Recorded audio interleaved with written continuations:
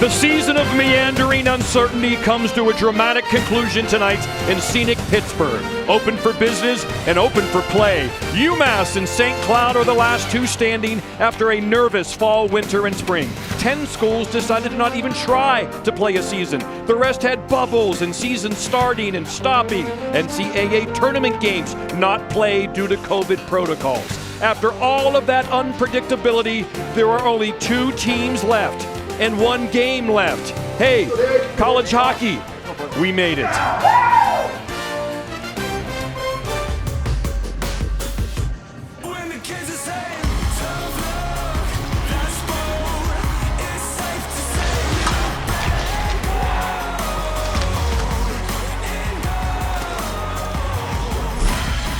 And we are tied. Donahue shot. Score!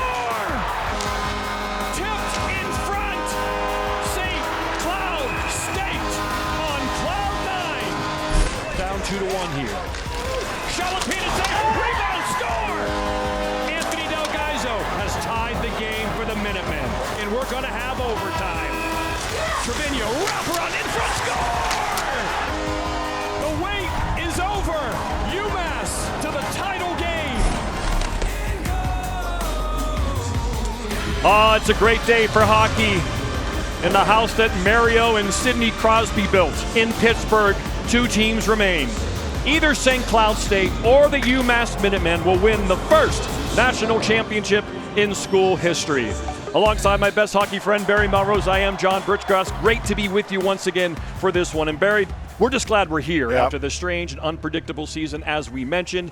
Big picture, of course, we're looking for a first-time national champion, maybe another Minnesota school, maybe another NCHC school as they continue their dominance in college hockey. But it starts with great organization in any outfit, and these 2 head coaches, Brett Larson, Greg Carvel, they know what they're doing. They build great teams. They built great organizations. They've recruited well. They've got the type of goaltenders they want. They got the young guys that are going to take the older guys' spot when they leave. But they also have the same problem, and that is they got great players not in the lineup. They got guys hurt. They got guys that aren't there. And what happens then? People start doubting each other. You look at your teammate, we can't win without him in the lineup. We can't win without him in the lineup. Both these coaches did a great job of not letting them say that. They know that they're in the lineup. If they took somebody's spot, they better be ready to play, and they better be ready to play well. That's how they're going to win with the injuries that they had. Yeah, Sean Richardson said these 2 coaches have the pulse of their team, no doubt about it. Well, obviously some big news in this tournament was the COVID protocol situation. Quinn Kesnick will give us the details in a moment. But first, for UMass fans, the big news is that their great goaltender, who's been the best in the country for 2-3 months, Philip Lindbergh, is back between the pipes, despite Matt Murray playing well the other night, and Carson Gisevich, part of Bill's Mafia. The goal scorer who leads this team in Genos is also back in the lineup. Colby Cohen won the 2009 National Championship for the BU Terriers with an overtime goal. He, of course, joins us again at the Frozen Four, and he, of course, has his eye on an elite defenseman. Yeah, Butchie, when you talk about Adam, when you talk about Zach Jones from UMass, and you think of one thing, it is dynamic. This guy has been incredible for the UMass Minutemen this playoff season, and when you have a guy who's able to make defensive plays with his stick, with his feet, and with his hands, that is one thing. Then he takes it upon himself. No leading goal scorer, he'll take it upon himself to bury one on the power play with a big twisted wrister. He does things your forwards can't even do, and he will be so important for this UMass team. He'll need to be great offensively, great defensively, and he'll lead his team if they're going to have a chance to win this game. Another Easter egg for this year's NCAA Tournament Frozen Four is the Miracle on Ice connection again. Herb Brooks started the St. Cloud program. He wanted college hockey to be bigger than just the Minnesota Gopher, and that ended up being a storyline this year with 5 Minnesota schools and a 6th team starting in the fall, University of St. Thomas. And so, Barry, again, it's coaches, it's organization you talked about, and it's building 4th lines. You roll 4th lines, everybody's into the game. Well, everyone's worried about stopping the first line, right? That's what coaches do, but they sometimes forget and deploy their poor defensive players against the 4th line, and that hurt them in game 1. We were in the previous game. We saw it right here with Will Hammer. It's hammer time, folks. It's hammer time. I love that name. I wish someone would have called me that when I was growing up. Wins a draw. He's about 56% on draws. That's fantastic when your 4th line center is also one of your best draw men. He's on the ice in defensive situations. Watch right here. He's not a goal scorer. He's not a guy who's going to pump a lot in. But when a guy is doing those things, the shot block and the winning draws, and he throws in a goal here or there, man, that feels good for everybody on the bench and feels good for the guy doing all the dirty work. Puck drop is right around the corner, but first, a moment of silence for a college hockey friend, the live lineups, and the national anthem. And for all of that, we take it to Robert Sebastian. Ladies and gentlemen, welcome to the 2021 NCAA Division I Men's Ice Hockey Frozen Four. Tonight's championship game features the St. Cloud State Huskies versus the Massachusetts Minutemen. Let's meet the starting lineups. For the visiting team, the St. Cloud Huskies at left wing, number 10, Kyler Kupka. At center, number 20, Nolan Walker. At right wing, number 15, Micah Miller. On defense, number 3, Seamus Donahue. On defense, number 25, Nick Perbix. And in goal, number 34, David Renack. The head coach of the Huskies is Brett Larson. He's assisted by Dave Shayak and Nick Oliver. And now for the home team, the Massachusetts Minutemen. At left wing, number 20, Oliver Chow. At center, number 18, Jake Gaudette. At right wing, number 11, Carson Gisevic.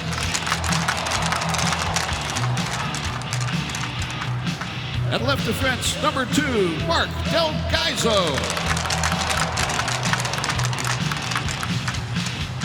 At right defense, number 26, Colin Felix. In goal, number 35, Philip Lindbergh. The head coach of the Minutemen is Greg Carvel. He's assisted by Ben Barr and Jared DeMichael.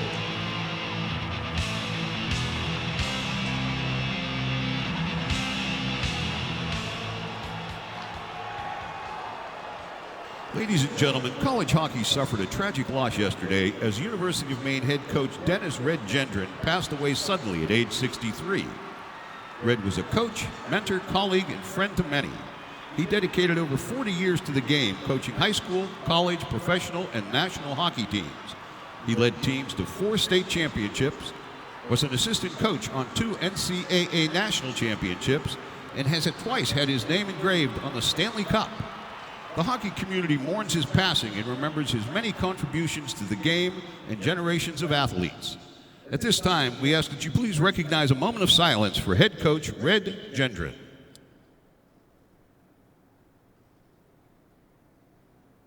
Thank you. Ladies and gentlemen, please rise if able and remove your hats to honor America and those who support our freedom at home and abroad. And now, please join 16-year-old Olivia Courier in the singing of our national anthem.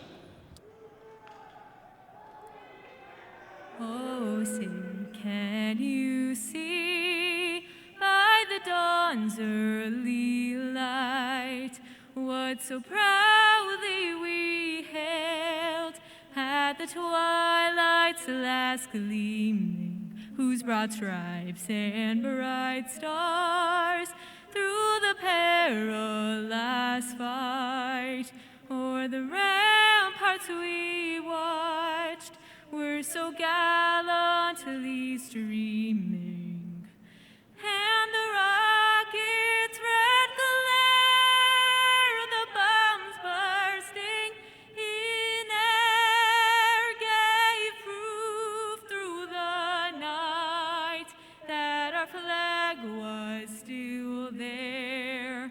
Oh, say does that star-spangled banner yet wave?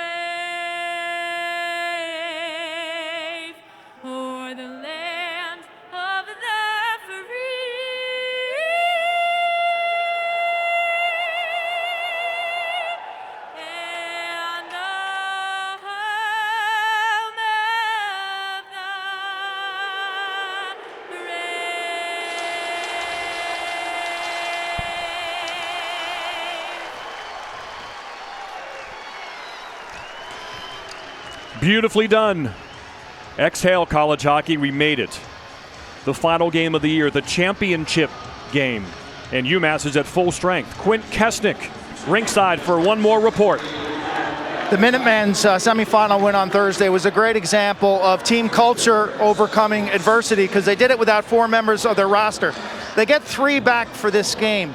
The trio was cleared to travel here on Friday, and that trio included some really heavy hitters, including their starting goalie, Philip Lindbergh, and their leading scorer, Carson Gasevich. Friday morning at 5 a.m., they hop in cars. They drive here individually, 8 hours. Upon arrival at 2 o'clock, they're tested and thrown into isolation. This morning, they wake up and pass that final COVID test of the season. They are able to join the team's activities. They skated at 11:45. Carson able to loosen his legs, and Lindbergh able to take some shots. But those two haven't seen the ice since April 2nd. That's a week ago, and their sharpness should be watched tonight, Pucci. Yes, the final test of the hockey season will be on the ice, as it should be. So many tests off the ice that both of these schools have faced, that all of the schools across college hockey face. Day after day after day, the uncertainty, the stress of taking a COVID test and wondering, are you positive or negative? And can you play the next game for the next week or the next month? At long last, this is the final test. It's for the national championship, and for one of these schools, it will be their first. This is a big deal for everyone at St. Cloud State and UMass, and we are underway in Pittsburgh. We have ECAC officials in this one. Joe Caruso and CJ Hannafin are your referees. Ryan Knapp and Brian Oliver are your linesmen. Again, all ECAC officials. UMass from Hockey East. St. Cloud State from the powerful NCHC trying to continue their dominance. There's Mark Delgaizo. The Delgaizo family, such a part of the UMass tournament history the last 3 years. Oliver Chow, wrist shot, saved by Rennick. Rebound loose. Chipped around in the slot. Delgaizo at the point. Into the corner. UMass supplying some early pressure. That's how they ended the game against Minnesota Duluth. Gasevich! Shot is blocked. Of course, number 11 missed the semifinal game back in Amherst, as Quint Kesnick just outlined. Back to Walker, the hero in game 1 for St. Cloud. That's well offside. Capital One impact players for these 2 final teams playing for a national championship. That guy, Nolan Walker, got the big goal, but Barry, you love Nick Perbix on defense. I do love Perbix. Matter of fact, I think there's 40 impact players on these 2 teams right here. Haranek gave up a juicy rebound right off the start. That can't continue. Zach Jones, we've been talking about him for 2 weeks. The guy's just a fantastic young player. So there's a lot of impact players. There's a lot of great players on these 2 teams. Jones is out there right now for UMass with the puck, number 24, one of those Capital One impact players. There's Brendan Bushy, number 18. He plays with Spencer Meyer, the captain. Had a great game the first in the regionals. Scored a goal, big body, 6'4". Tough guy to play against, captain of the team, leader. Yep, great player. Kevin Fitzgerald behind the net, knocked down by Kessel. I'm sure St. Cloud would love to test Philip Lindbergh. Pass out in front will come out of the zone. That won't be out icing, as St. Cloud's the team that sent that down the ice. Yeah, Butchie, that's a great point to think about for St. Cloud. When you have a goaltender who has not been on the ice, puck tracking is hard, it's important, and if you're St. Cloud, you got to test him early. Turnover, 2-on-1, Miettinen off the crossbar! Bad turnover in the neutral zone right there. That can't continue. UMass has to be more careful in that neutral zone. That's how you give up goals, making that mistake that close to the net. That was a twisted wrister from Didi Miettinen, right square off the crossbar. That echoed throughout the arena. He's a Toronto draft pick, Barry, who they really need to get going. Well, plays like this, there's the turnover, there's the break the other way, 2-on-1, great execution. I like the fact that he shot that. I think he was made him, if he'd have made a pass, it would have been intercepted. Good work right there. Defenseman plays it well, makes the guy shoot it. That's what you do in a 2-on-1. Make the guy shoot, let the goaltender play the shooter. You pick up the rebound. Good play by the defenseman. Goaltender got a break. A freshman from Finland who arrived late in the fall. He really had a cram to get his schoolwork done, but he did. And Brett Larson, head coach, really impressed with his play. He was able to be a quick study. Again, listen to this crossbar. Yo, ding dong, yo.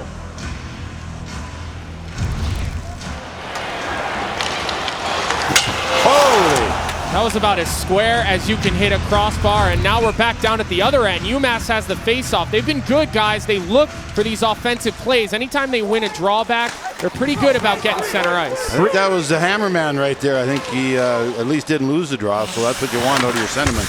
Don't lose draws clean, win them clean. 3 icings in the first 2 minutes, maybe a sign of some nervousness from these two teams looking for their first national championship. They're bound to be nervous, John. These guys is at this stage, the Pittsburgh Arena, watching where Sidney Crosby skates and stuff, that's pretty cool for all these guys. There's Brett Larson. Remember, he was a part of the Minnesota Duluth coaching staff as an assistant, so he has championship experience in that way. Obviously, his first national championship appearance as a head coach. He was a good player for the Bulldogs.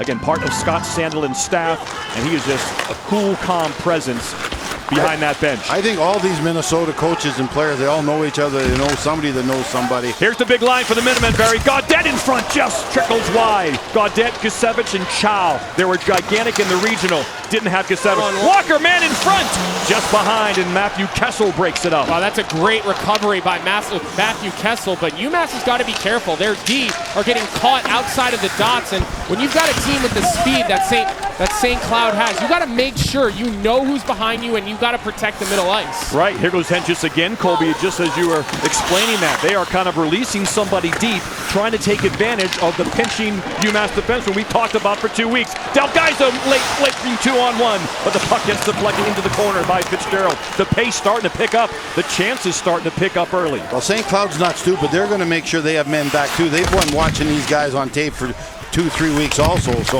I expect them to be much better on the pinches than we've seen other teams that played against UMass are. UMass had great success against everyone they played against. You got to think that'll pay off now by other coaches looking at the lineup and seeing what to do. Barry, look at the forwards right now. I know, they pulled out. They're gone, man. The UMass D out, and this is what you have to do. UMass, they pinch the walls, they're aggressive, and this is what you do to neutralize it. You send the wingers out, and you spread the D out to create pockets of ice, and so far, Barry, they're doing a nice job. Obi, they're on the way to Grandma's house, man. They're gone. As soon as that defenseman gets a puck behind the net, they're taking off, blowing the zone. I like that transition. I like what they're doing. It's a lot tougher to play against when you guys are flying the other way. So early tactics from these two head coaches, all the film study, trying to find some openings. St. Cloud State has some room. Donahue. Slapper by Kranila. Save by Lindberg, the Finnish center who plays with Vidi Miettinen. Well, when we're talking about the way that UMass likes to play, look how aggressive Matthew Kessel is, number 4 for UMass, but then the recovery. I mean, when you're a big man like Matthew Kessel is, you're able to use your feet to recover, but that's a dangerous play by the St. Louis draft pick, and he's able to use his stick and his feet, but if you're UMass, you gotta be careful you're not giving up too much of center ice. There's number 16, Hammer again, the guy we talked about, how he takes a lot of draws, 56% wins. Those are pretty good numbers. Yeah, he lost that, though, to George Mika, but they are in control, the Huskies. Back to the point, Bushy, he's out there with Meyer. There's Hammer with the puck behind the net. Bollinger takes it away from him, and the Minutemen will try to spin away and break out. I like the fact that the checker didn't take a hooking penalty right there. You got to be careful when you're checking from behind that you take a hooking penalty. Stay away from those. David Rennick, LA Kings draft pick behind the net. No trapezoid in college hockey. Goalies can roam all they want. UMass now with the puck. Broken up is number 19, Ryan Sullivan. He's now on that 4th line. Some line shifting by Greg Carvel as he gets players back, not only from COVID protocol, but from other injuries before the Frozen Four. Luke J. Cox, number 6. Passing it up, gets deep. Micah Miller, number 15. And Oliver Chow takes it up. Quinn Kesnick, how's the UMass bench? Not a great place to be right now. Greg Carvel, let's wake up. He said that loudly and in a less eloquent manner. Yeah, he's had some players out of position early on that have given St. Cloud State a chance to open up the scoring. Scoring first, so important. Scoreless so far.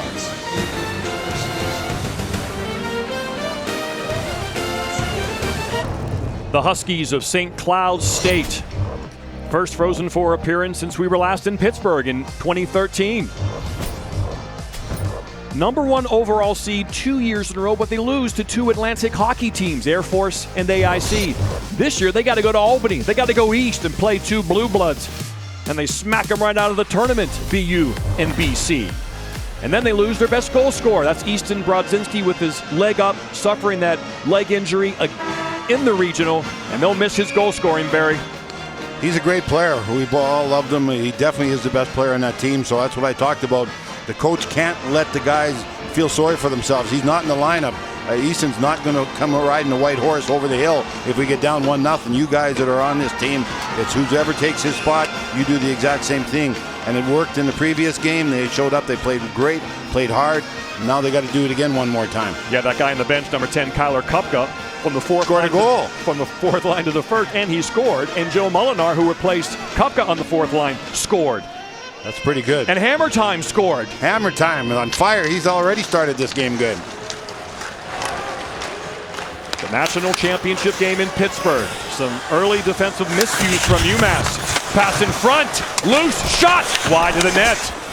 St. Cloud State's off to a great start in this national championship game. Butchie, that's another mistake right there. You can't drop it behind you and let you know you got a man coming. You just can't leave it there. Yeah, too casual right now for UMass. I think that's the best word. Their D are not going back for pucks hard. They generally do that very well, and I assume that's an adjustment that they will make very quickly. Like your suits, Colby, a little casual. Well, you've already said something about going to Grandma's house and a white horse, so you must be from Saskatchewan. I'm fired up about this game, man. Hand pass. Remember, college hockey, you can't hand pass the puck anywhere. And the whistle blows. UMass, again, shots on goal. It was a problem against Minnesota Duluth. It's a problem tonight early on, just 2. Remember, St. Cloud State beat Minnesota Duluth 5 of 7 times this year in the regular season. This is a very good NCHD team. This is not a Cinderella story. They have played an elite schedule, and they played well all year long. We just showed you they beat BU and BC. Win the semifinal game here, coming from behind in dramatic fashion. They play 1-goal games. They're comfortable playing 1-goal games. This will be another tough battle for the UMass Minutemen tonight. At the point now. Pass comes out of the zone on the D-to-D attempt. Most wins too, right, Butchie? They are ready to go, and they're built to win this one. They will roll 4 lines, just like UMass will. And they just scored 5 goals on the best defensive team in the nation, Minnesota State. Again, coming from behind to win in dramatic fashion. Scoring first, we mentioned, so important, especially in this game. UMass hasn't lost this year when scoring first, 17-0-1. St. Cloud, 11-3, also very impressive. Well, if I was on the other team, I'd say they're due for a loss. Both these schools scored first in the semifinal game, and both won. Hammer working on Bollinger, back and forth. I think he watched the pregame show. The kid's on fire. Oh! Throw across off the glove of Lindbergh. Great pace for the Huskies. They are skating well. Perbix, the defenseman, in front. It's loose. It's sitting there. It's behind the goal line. Perbix looking for a lane. Can't find one. Now finds one and shoots it just wide. Donahue keeps it in. Top line out there for the Huskies. Nice breakout pass. And here comes a breakaway to make it 1-0. Bollinger shot. Score!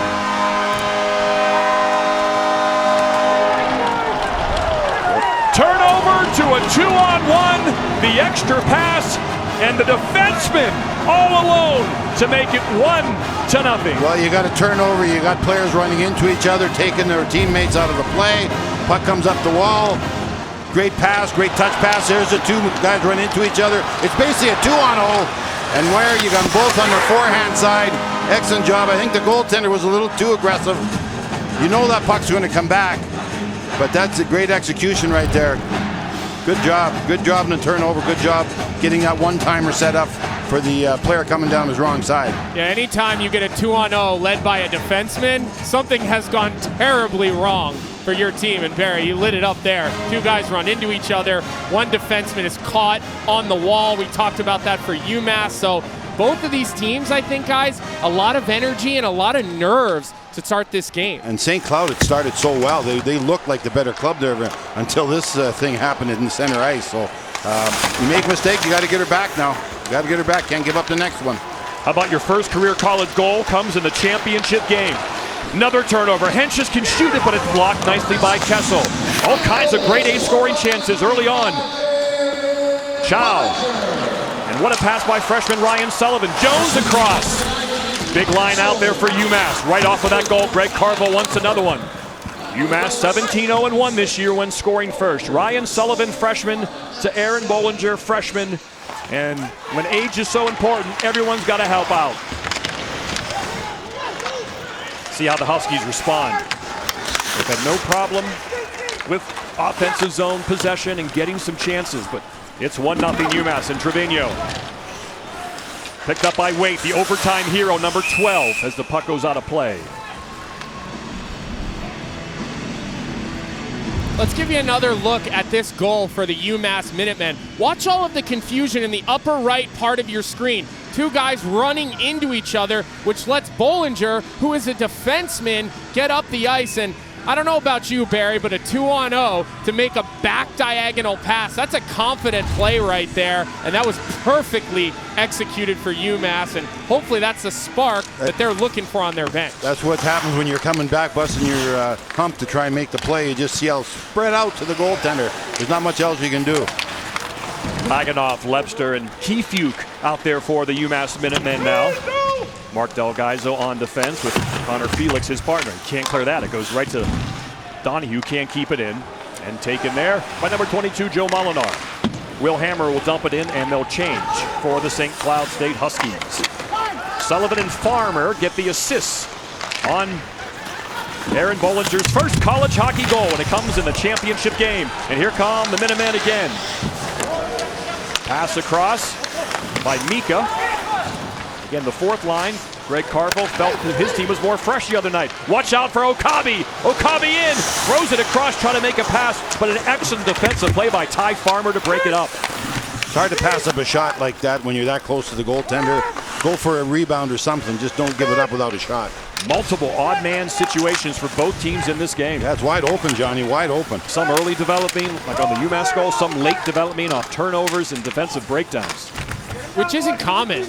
We've seen these teams play enough to know that's uncommon for these groups. They are both very responsible with the puck, but right now, a little bit of hot potato and a little bit of confusion, and I think it's the emotion, guys. I think there's a lot of nerves on this ice. A lot of these guys, they may never play competitive hockey again. A lot of these guys could be in NHL uniforms or AHL uniforms in the coming weeks, and I think we're seeing a little bit of that in this first period. Yes, a lot on their minds as they play for a national championship. There's Chow, Gaudet, and Gisevich out there. Gisevich unable to play the semifinal game after a monster regional due to COVID protocols. That's him with the puck right now. Another hand pass in the defensive zone there for St. Cloud State. Faceoff comes outside the zone. Some unexpected early heroes for UMass. Freshman to freshman to freshman.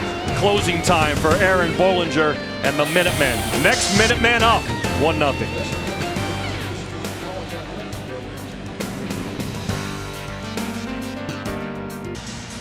Nick Perbix from Elk River, Minnesota, and his team down 1-0. Quinn Keswick moments ago with their coach, Brett Larson.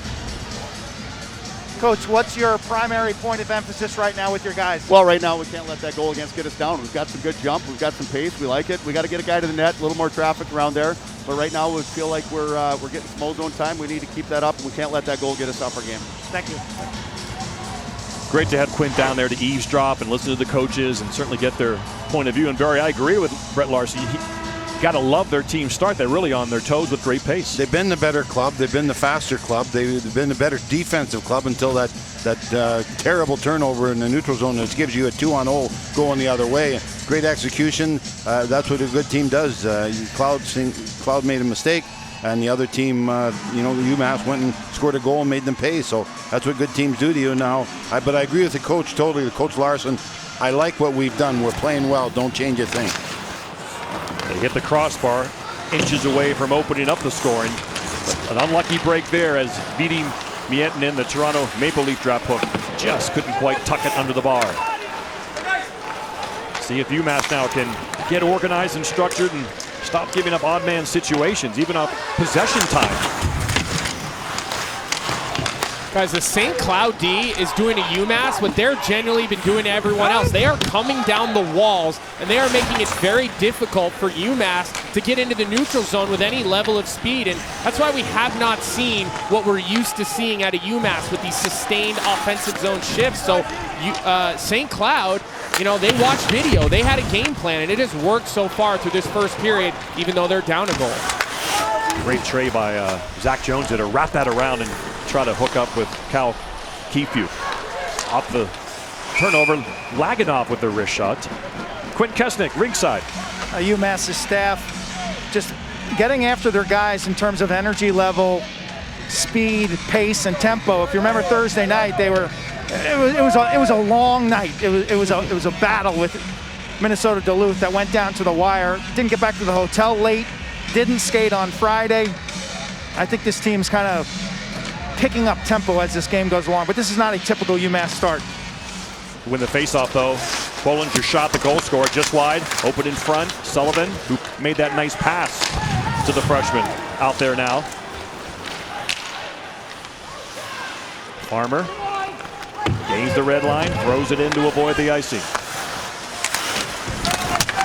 Hammer up the wall, taken by Mika. Fourth line center from Naples, Florida. Kept in by Anthony Del Gaizo, who had a big goal in the semifinal game. He's now back on the fourth line. Remember, he filled in for Gisevich when Gisevich missed the contest against the Bulldogs. St. Cloud is dropping the puck to get away from those pinches down the wall. They've done it 4 or 5 times. It's worked pretty well. They're pretty careful defensively, too. They haven't made any blunders, so they're coming out of the zone pretty good. Behind the net, Del Gaizo did not see Krannila coming, and Krannila gets the turnover. The Finnish center is a slippery little sucker. Back to the point, towards the net. There's the bodies in front that Brett Larson won, but his team only has 1 shot on goal. Had a lot of action. Well, 1 hit the post, don't forget. Doesn't count. I know. But I know what you mean, Barry. But we've had a lot of action, but we've only had 5 shots on goal in 12.5 minutes. Trevino, the Walter Brown winner, best college hockey player in New England. Number 8. Throws it in. There's Kessel, the pinching defenseman. We'll see that a lot, but he can't handle that. But Gaudette has his back with some good cover. Trevino in front. Deflected, will come down the ice. Not icing, as it was Trevino who made the pass. Lindbergh wheels it around to Zach Jones. Fires up to Gaudette. Gaudette can't hit Gisevich. Gisevich is the biggest forward in this game, number 11 in white.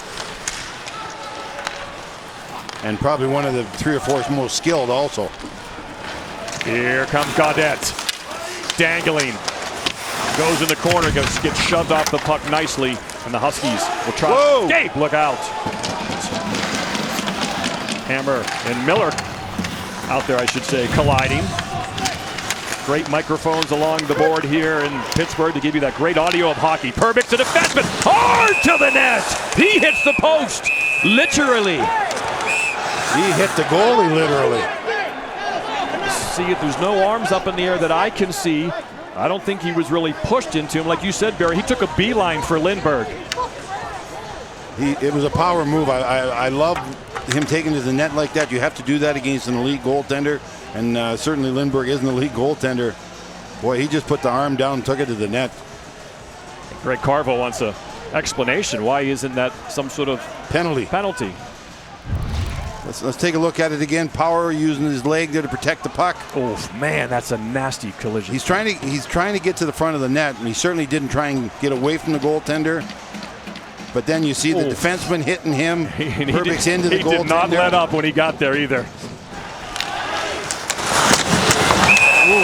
That is about as big a collision as you're going to see at the net. And you know, 2 guys that size running into each other. Bollinger, the defenseman, against Perbix, the defenseman for St. Cloud. And he's been very active in this game, number 25 for the Huskies, the Tampa Bay draft pick. He's very much looking to get on the board offensively. Now, if that happened the other night, there would have been a lot of trepidation on the UMass bench because they really didn't have a backup goalie. But now Matt Murray, who had such a great game in the semifinal game for UMass, is on the bench. And he's ready to go in if for some reason he needs to. But here come the Huskies. Wraparound attempt. Block. Fitzgerald's out there with Chase Brand and Sam Henches. You got to think there's a penalty coming soon, guys. It has that feel. There's the collision at the net, and we'll keep an eye for it. All right. puck squirts out of the zone. A lot going on in this first period. 1-0, UMass leads. It's going to be offside at the line as Cal Keefe couldn't quite tip that in deep in the zone. Watch right here. This puck has moved forward and back twice through the neutral zone. Great job. Everyone's where they should be. Lindbergh, the goaltender, he's feeling the ills of that a little bit of a collision. There's no doubt about that. Goaltender's warming up in the bullpen just in case he's needed. Goalies are tougher than they play on TV, eh, Melrose? And Zach, the equipment guy, some are. is back in his normal hoodie. Here's Josh Lapina. Haven't seen much of him yet early on. Lapina, the freshman, Co-Hockey East Freshman of the Year. Kessel shoots it wide on purpose, had no angle, and then the pass attempt in front didn't connect. Pinching defenseman, but Lapina, the freshman, gets a good job covering. Shot in front. Oh, almost a quick attempt for Trevino off the weight pass. UMass has got her going now.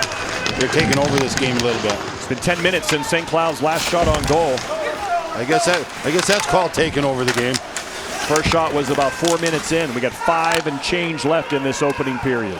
Okabe, he's overthrown. Jones and Kessel.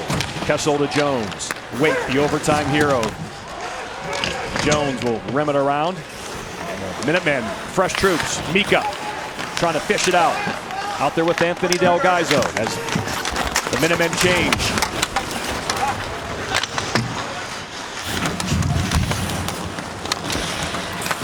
Back come the Minutemen. Wrist shot saved by Rennick. Rebound is loose. Then he finally covers it up, and Delgaizo with a push. Hammer doesn't like that. He's going to get in his face. You don't push Will Hammer down, Barry. No way, man. It's hammer time if you do that. I like the passion right here. I like this. Both teams need to do this. Obviously, we've got a situation where St. Cloud's got to get some offense, some pucks at the net somehow. And maybe this will just spur everybody up a little bit. The guy's an awesome player. He was great in the previous game. He's continued to be great. Very abrasive. There's the goaltender. He's been kicking that puck out a little bit in front of him. Let's hammer. What are you going to do? You're not going to touch me. You're not going to touch my goaltender. I like that. Oof. I like that. And he throws a right little to the right face. Cross, little right cross there. So Will Hammer and the Huskies will take a breather as they shovel the ice. Down 1-0.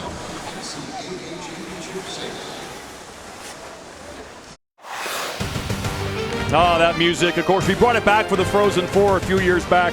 And now we play it for what it's really all about, the NHL. Greg Carvel once coached, assistant coach in the NHL. He's got NHL experience. Who knows, maybe he'll return as a head coach one day if he keeps building the resume he's building at UMass. There were cellar dwellers. The program was dormant for a while, and then they were doormats for a decade, and now they're in back-to-back Frozen Fours, and they have future NHL players. Zach Jones of the Rangers. You see the players on both squads and their logo next to them on the team that either they'll play for one day or they could use them as trade bait at the trade deadline, which is certainly Monday in the National Hockey League. Always a possibility. That happens often. Always keep a bag in your closet full of clothes, kids, always. Don't forget that passport. 1-0. There it is. And there's that penalty Colby Cohen could smell from ice level. It's going to be a penalty on UMass, and it's going to be a St. Cloud State power play as they try to tie the game. Yeah, Anthony Delgaizo is going to get the gate here, and St. Cloud's going to get their first power play of this game. And we talked about Nick Perbix throughout the first period here, the defenseman for St. Cloud, and he's the only defenseman on the ice. It's 4 forwards, it's 1 defense. Here's another good look at the penalty. Delgaizo comes down across the hands, and that's one generally the officials are going to call. Well, as long as they do that now, everyone, both benches know what it's going to take to get a penalty. So you'd be stupid now to take a slashing penalty after they just made that call. It's a 4 forward, 1 defenseman power play for the St. Cloud State Huskies, but you want to win that faceoff, which they don't. You've got to win that draw. You can't lose it. Now, look at it was in the other end. How long does it take to get back and get it set up? Most time, you never get back and get it set up. Henches, whoa, that's too high. He's tossing right in the netting. And so the faceoff will come outside the zone. Just a bit high. Teams that score first in the national championship game are 56-16. So 78% of the time, the team that scores first wins. So if you don't score first, you certainly want to score second. And Brett Larson and St. Cloud State trying to do that right now. The faceoff will come at center ice after. And he knows they haven't had any offense up to this point, so power plays are going to be very important for them. He realizes that. Lost another faceoff there. Still one shot on goal for the Huskies. Down 1-0. 4 minutes left in the opening frame of the national championship game. Henches, nice job, walks the line from his knees. Wrist shot, no. That could have been a penalty. It certainly could have. John Butchergross, Barry Melrose, Colby Cohen, the hero of the 2009 national championship game. National champion with us, Quinn Kesnick. Of course, Mike Motto, Sean Richland won a couple natties. Steve Levy won a few natties at Oswego doing something, I don't know what. Okabe in the corner. Trying to sauce it back to the point, but boy, this has not been a good power play. Man, it looks like 20 miles of muddy road out there. Nobody's making a play. You get into the blue line, they're dumping it in. Just don't have any confidence in their play right now. Here comes that slingshot power play as Okabe enters the zone. Saved by Lindbergh and then thrown out. St. Cloud State won. Hey, you can't grab a puck and throw it out. Yeah, the St. Cloud bench, guys, not very happy. I'm only about 5 or 6 rows behind it, and a lot of people looking at the officials, but Brett Larson telling them, guys, stay in the game, don't worry about it. But this is a big moment. UMass, who hasn't been great this period, this gives them a chance. This gives them a lot of momentum, killing off this penalty the way they are. And that's another really nice stick there by Gaudette in the neutral zone. That was a good shot, though. That's by far their best shot of the game. Yeah, another grade A chance. Yeah, that was Zach Okabe. It was a great arm save by Lindbergh. And they had the shot from Miettinen that hit the crossbar. So they have had, 2 A-plus chances. Power play over. UMass kills it, but here's Miettinen. Short side shot. I think it's outside the zone. It's a little bit deflating, Butchie. Anytime you don't get a chance to set it up, though. Both their opportunities were rushed opportunities coming in, entering the zone. When you have a 2-minute power play and you never get it set up, that's when guys start looking around at each other like, should have passed it here, should have given it there. So we'll see what the momentum swing does here. They lost a couple draws also. They never got control of it because of that. Working the wall with Delgaizo. Delgaizo wraparound. Good, strong move there. He's with Chow and Mika. Kind of a hodgepodge line right here for the Minutemen. Now Chow will go change to get the rest of the fourth line out there. I like 27 White, man. He's a fire pot. Anthony Delgaizo, brother Mark out there on the point. Mika, who's been really strong in his 4 tournament games. We had UMass in Bridgeport. Certainly we've had him here for 2, and he's been very strong, and he has the puck again, but we have an offside at the blue line. Zach Okabe, born in Japan, had a great chance to tie the game at 1. Here's what we're talking about. He got through the middle of the rink. Nobody took him. There was a breakdown in defensive responsibilities, and yeah, that should have been a 2-minute. Oh my God. 2 minutes for throwing it. Zach Jones looked like he's pitching for the Yankees here, but here's Anthony Delgaizo down at the other end. Mark Delgaizo's brother. He is not afraid to take the puck to the net. We have seen it throughout this tournament. He came in with 0 goals. He got one in Bridgeport, and he had a big one last night for the Minutemen. I don't know how he didn't have a goal up to that point. He's skilled, he can skate, he's got guts. You'd think a lot of pucks would hit him, 4 or 5 would hit him the way he goes to the net. 1 shot on goal on that power play, 18 seconds of zone time. They tried both units as well. The 1 shot was an amazing chance, but as you just saw, Lindbergh, a great save. Fake shot, Meyer walks in, looking, pass in front, knocked down, tipped away, and good job by the Minutemen. Well, Spencer Meyer scored the first goal the other night. Yeah. So maybe he can get him again. Keefuke round the net, wrap around again, it's in.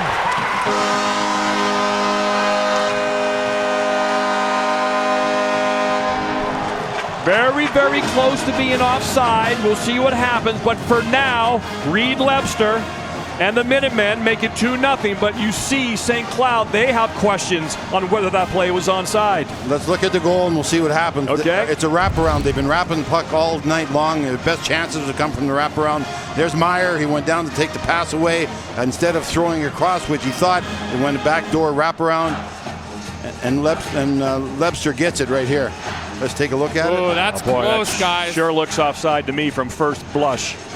Again, see where the puck is. Watch the UMass player now, and I don't know. Right there, right. It's good there. That's going to be too close to call, I think. They're calling it a good goal. I just saw the thumbs up come, but that is a very close call. There's a break. There's a break right there, man. Yeah, right there. He's in front. It looked like the puck was above the blue line, but it stands. And Reed Lebster with just his second goal of the year in his 12th game. So a couple of non-traditional goal scorers for the Minutemen in this biggest game in school history. Well, St. Cloud is outplaying, St. Cloud is being outplayed right now by UMass, so they got to get things turned around. 6 shots to 2 for the Minutemen. And now the Huskies are in big trouble as the first period winds down.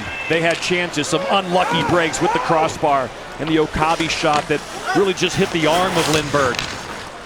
But nonetheless, they're down 2-0. And you never want to give up a goal the last minute of a period. Those things are just take the energy right out of your team. Miller shot. Saved by Lindbergh. Miller has it back. Look how deep Perbex is. Looking like the Minutemen. He can dangle down low. 25 the defenseman. Slot. Walker, what a pass, but what a stick. Josh Lapina. Huskies so close. When you're down 2-0, you might have to shoot that puck. I know I'm a big believer in shooting the puck. That's how you score. There would have been a beautiful, tap goal right there from the slot down to the side of the net. But it's hard to miss a chance to score. Scoring the rebound. If you're going to shoot, just get it to the net. He makes a beautiful pass right there. Great coverage, great defensive coverage, but you can't lose that possession where you were at and not get a good scoring chance. First period winding down. Hammer in the corner, and they're not going to have enough time. 2 shots on goal for the St. Cloud State Huskies. 1 crossbar, and Reed Lebster and Aaron Bollinger, 2 unlikely goal scorers. Bollinger's first career college goal. Lebster just his second of the year, Barry. Yeah, you're exactly right. They playing hard, they're playing smart. 2 shots against by a very good hockey club. Right here's the one-timer. The goaltender, I thought, committed too early. Defenseman can't let that pass go across. He's got to make sure that you force the guy to shoot. Goaltender has no chance if that happens. And this is the old-fashioned way, Barry, just going to the net and getting body position. I know you love that. You coached a lot of great teams, and body positioning and being hard at the net. I have a feeling you said that 1 or 2 times. Many times, career. Buddy. Many times. Shoot, wrap around, win physical battles. UMass is doing all those things. Quinn Kesnick with the young man who got his first career college goal. Nice timing for a first career goal. Back up, though. You walk in this arena, you take the ice tonight. What emotions are you dealing with? I mean, it's a little surreal growing up. You dream about playing in, college national championship, winning it, and I think we've earned it this year. Our seniors, our upperclassmen, everybody, from top down, everybody's put in the work, and I think we've earned it so far. We just got to keep earning it for 2 more periods. Coach was getting after you guys the first 5 or 10 minutes. It was a slow start. What changed? I think we just started playing harder, stopped making cheesy plays. We just got to get the puck up and out and then, kind of grind them away. That's our game plan. That's what we do. Aaron, your first goal, maybe the biggest in UMass history. Thank you. Gucci.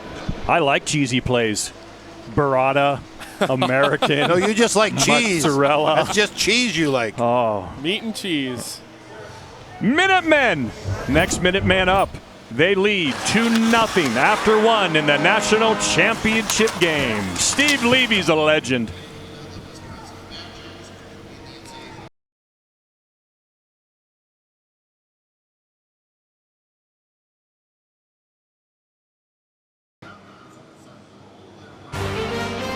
A lot to unpack in Pittsburgh, Pennsylvania, the national championship game.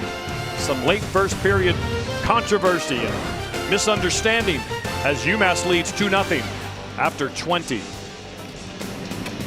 John Butchergoss, Barry Melrose, Quinn Kesnick, Colby Cohen also are here. And Barry, we had a very interesting situation, a difficult offside call for the linesman to make, and one rule differentiate. If a play is offside, but the defending team does hold possession, if it does go to review, the offside is off. But that being said, this maybe should have been blown dead, and the goal never should have been scored to make it 2-0. Well, we've had no shots in this game, Harley, and right away we get the action at the blue line. Very tough call for the linesman. It happens right over his head, basically. And there's the wraparound, and the goal certainly was good. But you just got to look at this, John. Yeah, once that puck goes up in the air, Barry, that's when everybody loses sight of it. And when you think about the fact that they're saying the St. Cloud player touches that puck and it goes up, I mean, you saw it clearly there. The puck was on the opposite side, so a very challenging call. But because of the possession rule, they did make the correct call. Right, and but of course, if you're St. Cloud fan, you're saying, but it should have been blown dead originally. And once that possession is made by St. Cloud, it doesn't matter the play was offside. And that was clear possession. Sometimes that also can be dicey. But in that case, it was sitting on the stick. So it remains 2-0 UMass in the national title game. Oh, that's a penalty right there. That's a trip. And here comes the UMass power play to try to make it 3-0. Trying to draw a coincidental penalty was Seamus Donahue. He knew what he was doing there, but Carson Gisevich did not take the bait. And the power play will remain for the Minutemen.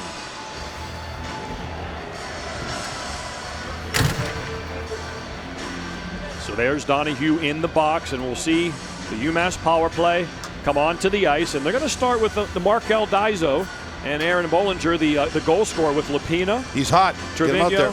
And wait, the second line. So after just 24 seconds, this is what Ray Carville goes with. Jones and Kessel not out there for the power play. That's a giveaway for Bollinger, but Lapina's able to help him out. Throws across, Trevino's wide open. Shot blocked. Spencer Meyer with the block. Back to Bollinger. Del Gaizo, one-timer. Rennick couldn't see it, but he made the save. Wait, good screen in front. Opposite corner now. Trevino will race it down. Go to Del Gaizo. Bollinger can't play that off his skates. And he can't get there. Comes Micah Miller, short-handed now. Surrounded by Minutemen. Good stick by them. Lindbergh didn't want to cover it and get the face-off. He'll keep the play alive. Good power play right there by UMass. They had some great chances. They were moving the puck very well. They had great shots. Good screen set up, and they won a draw, something that we didn't see St. Cloud do in the previous power play they had in the first period. Big moment here with the goaltender Philip Lindbergh in net. A 3-0 lead might be lights out for the Huskies. But they've come from behind. They came from behind the semifinal game. They have the skill to do it. They really need to get that next goal. Chow. Room to skate. Drops it to Gisevich. Throws it to nobody there. Fitzgerald with the ease. There's a brain cramp right there. You just threw it on the other team's stick. That's when you go to the bench, the coach say, "What are you doing, buddy? What are you doing?" And again, just really surprised we didn't see Jones and Kessel come out at the start of that power play, Colby. Yeah, usually you want to start with those two big offensive defensemen. Mark Del Gaizo is a capable guy, Absolutely. but what we've seen out of Jones so far this tournament has been special, and you got to think the New York Rangers are liking what they see when 24 and White touches the puck. Trying to get set up for one last chance on this power play. Nice play. Gaudette, shot from the point, blocked again by Meyer. Behind the net to Chow. He's an excellent passer. Beautiful move behind the net. He's got room at the point if he wants it. Surrounded by Huskies. Now he's free. Looking. Even strength now. Penalty over. Donahue back on the ice. He's a defenseman, so he's up playing a wing. 3 blocks by St. Cloud on that power play for the Minutemen. Jones ducks from under that hit. What has the puck. What a shift by UMass. Wow. Good job by the Huskies to kill that penalty and keep it 2-0. Yeah, you can build off that. You can really take the momentum from that kill, and UMass didn't look great on the power play. A little bit casual at times. Now the Huskies have it. Looking for their first. Wide by Bushy. Meyer with a hard pinch. Pass in front, can't get there. Jones takes it. So good at breaking out right here with his hands and his head and his skating. Really helps the defensive cause of UMass. A great defensive hockey team as they've been all year long. That was part of their points of emphasis entering the year. Be disciplined. Don't take a lot of penalties. They don't. Be good. Johnny, we need pucks at the net. We got to get some shots at the other end of the ring. St. Cloud's life has been too easy so far. 24 minutes, 4 shots for the Huskies. UMass is doing to St. Cloud what the Bulldogs did to UMass 2 years ago in Buffalo, when they came out and really set the tone and smothered them all game long. Mika in the corner. There's Sullivan. Made that beautiful pass on the opening goal of the game. Effing Del Gaizo on his horse. Yeah, this is the 4th line for UMass, getting offensive zone time, and that's when you know your team has got it going on, when you're successfully sustaining pressure with your 4th line. Mietnin goes down. Arm in the air, power play Huskies.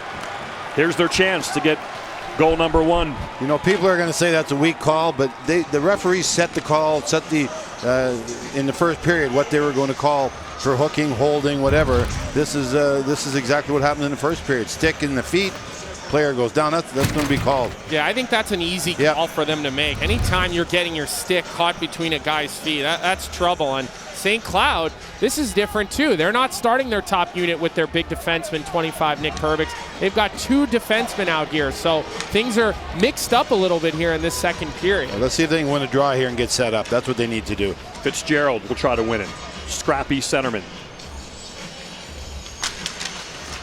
Lapina, the freshman, 50-50 and not good enough, but kept in beautifully by Meyer, and they're set up now. Fitzgerald, but he's smothered. Taken to the board. Lapina, the freshman, tries to dig it out. UMass showing a lot of toughness right there and winning that puck battle and clearing the puck. Good battle in the corner right there. That's something you can build on too, talking about changing the momentum of this game. Win some physical battles around the rink. Take it to the net a couple times, put some pressure on their goaltender. Miettinen, Okabe. Fitzgerald down behind the net. There's Kronila and Meyer, the defenseman, in deep.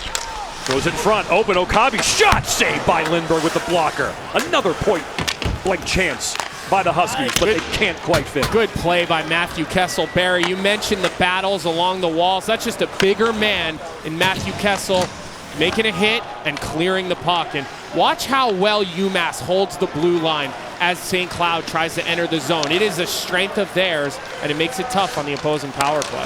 Miettinen, Huskies to the net, but that's a bad pass and back the other way. Really bad pass. Here comes Lagunov, shorthanded. Whoa, what a dangle! Oh, what a goal!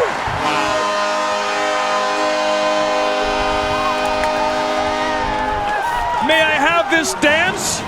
Short-handed, Philip Lagunov. It's 3-0. Minutemen. Well, this is going to be all over TV tonight. This play is unbelievable. This goal is spectacular. We talked about Massachusetts, UMass, the special teams. And don't forget, he wasn't in the lineup earlier. Just a great goal. Goes between the legs.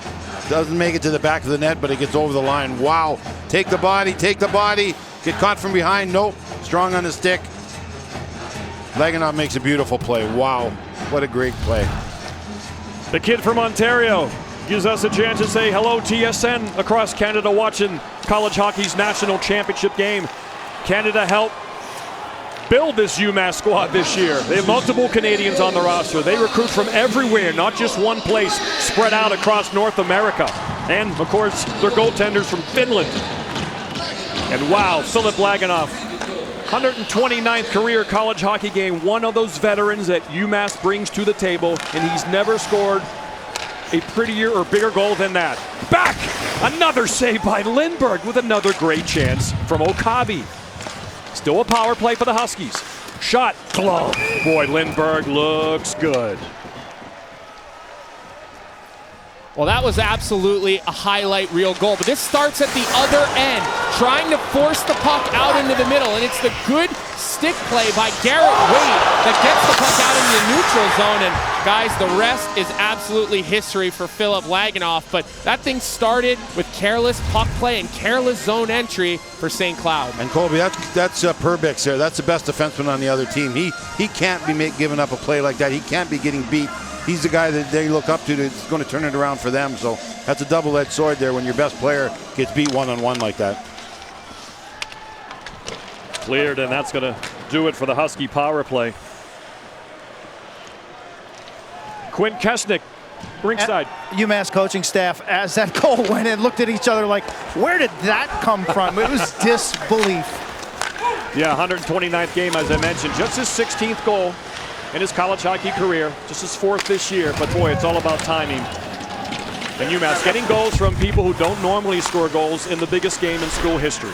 Well, UMass needs the next goal, St. Cloud needs the next goal, obviously, and that's all they can think is just get the one goal. We can't get 3 in one shift. Let's just get the one goal, start climbing our way back into this game.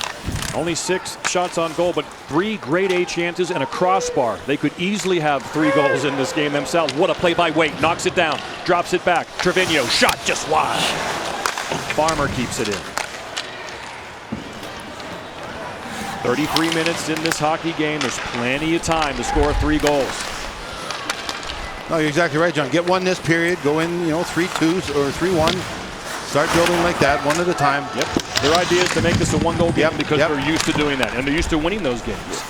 I'll tell you, Josh Lupina, the freshman, Colby's having an outstanding game with his stick. Yeah, the amount of plays that he makes, and I know what play you're referring to on that neutral zone. He might have saved a partial breakaway, but he has great awareness on the ice. He's a big kid, but you don't see freshmen usually take such pride in the little details of the game. And Butchie, his stick positioning, along with his skill, the NHL is going to be looking long and hard at him to be a draft pick here in the summer. Yeah, he was not drafted on his first go-around, but he will be now. Those are strong hands. He's smart, like you mentioned. We'll see if he's going to have the high-end skating to play that position at the next level. But, boy, he is a great college hockey player as a freshman, Hockey East Co-Rookie of the Year. So young and old, doing it for UMass in the title game. That's offside. Delayed offside, and UMass will keep playing. Look out. Hit along the wall.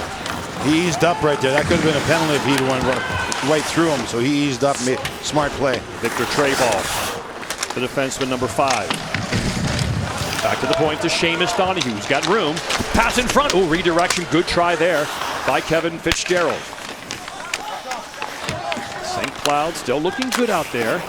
Shot blocked. That was Chow. Jones and Kessel out there. Once again, we have yet another hand pass, I think.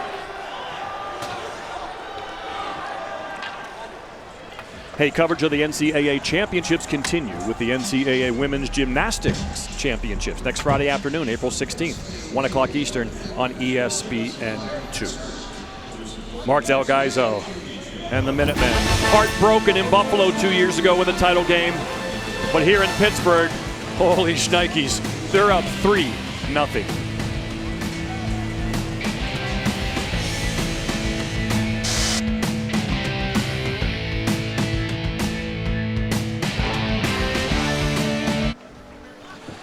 Philip Lagunov with the goal of his college hockey career. Butchie, that is a curl and drag right there. That is a beautiful curl and drag. We better see that on the top end. Wow. That's top play material. There's no doubt about it. That is SportsCenter top play number 1. Levy should be able to pull that off. Top plays next on SportsCenter.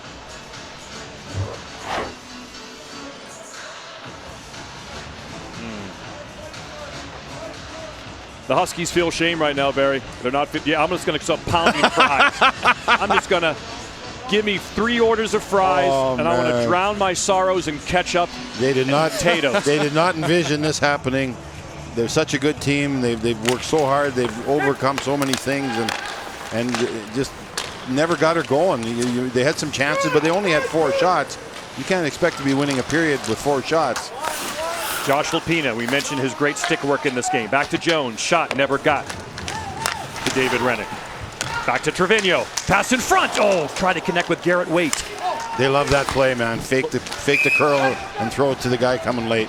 Yeah, and this has been all UMass, even since the last TV timeout. But if you are St. Cloud, it is 3-0. This game is not over. You've got to win a shift or 2. It's all you can focus on. You're not going to score 3 goals in the next 5 minutes. You need to get 1. You need to get it to 2. You need a big hit, something to get them going. And I know they're talking amongst themselves, but it's very flat on their bench, and it's been flat throughout this game. And you see how hard it is to come back from a 3-goal deficit. Leadership. Let's go. We need some leadership. Hasn't happened since '91 in Northern Michigan, as you saw that graphic here on ESPN. John Butchergross, Barry Melrose, and Colby Cohen. Spencer Meyer, the defenseman, in deep. St. Cloud will have to really aggressively pinch. Smart pinches, obviously. You got lots of time. You don't have to panic and just try and cheat every time and pinch every time. But, when you got a good opportunity, you got to do it. Just 4 even strength shots in the game for St. Cloud. That's crazy. Try the stretch pass. This is incomplete. Now it'll be icing on the Huskies. And obviously, hey, Sunday Night Baseball will be in Atlanta as Freddie Freeman and the Braves host Bryce Harper and the Phillies in the series finale. Coverage begins at 6. Atlanta, they won 8-1 last night, the first game of a 3-game series. Expected a couple lefties in this one. Drew Smiley and Matt Moore. Great to have Sunday Night Baseball back. And UMass is just going to talk about no outnumbered chances. Always have the guy back. 2-on-2s, 3-on-3s, no 2-on-1s, no 3-on-1s, no 2-on-0s like we saw in the first period. Very careful defensively. Laganov's line is back out there, the man who scored the goal. There he goes, get it from Mississauga, Ontario. Forechecking, trying to win the battle. You know, he's feeling on cloud 9 right now after that amazing goal. And shot didn't get to Rennick. Look at Laganov. He is possessed right now, feeling good about himself. Yes, he is. Nolan Walker hit hard by Connor Felix, who loves to step up and make contact, number 26. That shows they're not going to sit on this thing. They're going to attack. They're going to play smart defense, no outnumbered chances, but they're going to finish their checks and pound these guys. It's not going to be a cakewalk through the neutral zone. Look at St. Cloud in the neutral zone, Barry. They've got their trap, a 1-2-2, very, very lax. They're going to try to outnumber UMass in the neutral zone, but when you're down by this many goals, I think you want to get in on the forecheck. You want to try to make penalty happen. Ooh, I didn't see that. It was a high one. It's going to be up near the head. Gaudette is the one who delivered it. This might be a hit they take a look at, Colby, as back to the bench. Yeah, I didn't see it on this near side corner. I have a little bit of a blackout spot where my setup is this year. Obviously not between the glass, but here's a good look at it. Elbow is the call. Not looking at it yet, but perhaps during this TV timeout, they might. Jake? I think that's good. I think it's okay. Yeah, I think it's okay too. Yeah, easy for you guys to say. You're wearing makeup.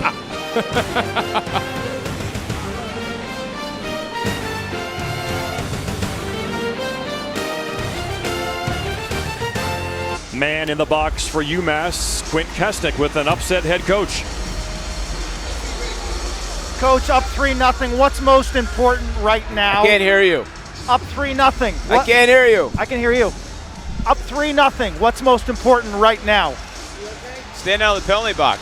I don't agree with the penalties that are being called, but when you're ahead, the rest are going to be looking for stuff. We got to be more disciplined. I like this period better than the first period, but it's tough when you got to kill penalties the whole time. Thank you. Thank you.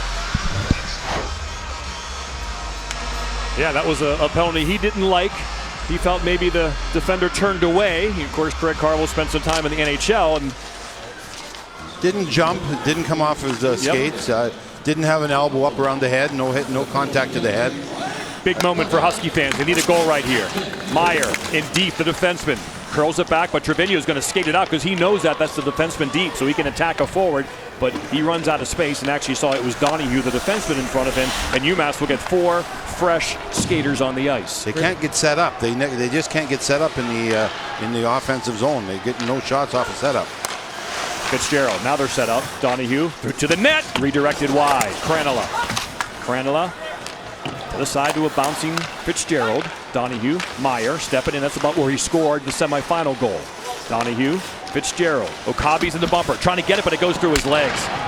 Cranella slams his stick in frustration. He fed that pass to an open Okabe, but it was kind of in his feet, and Okabe couldn't control it for the open 10-footer. They got what they wanted. They got the setup they wanted. They controlled the puck like they wanted, and then they just can't complete it with a good shot in net.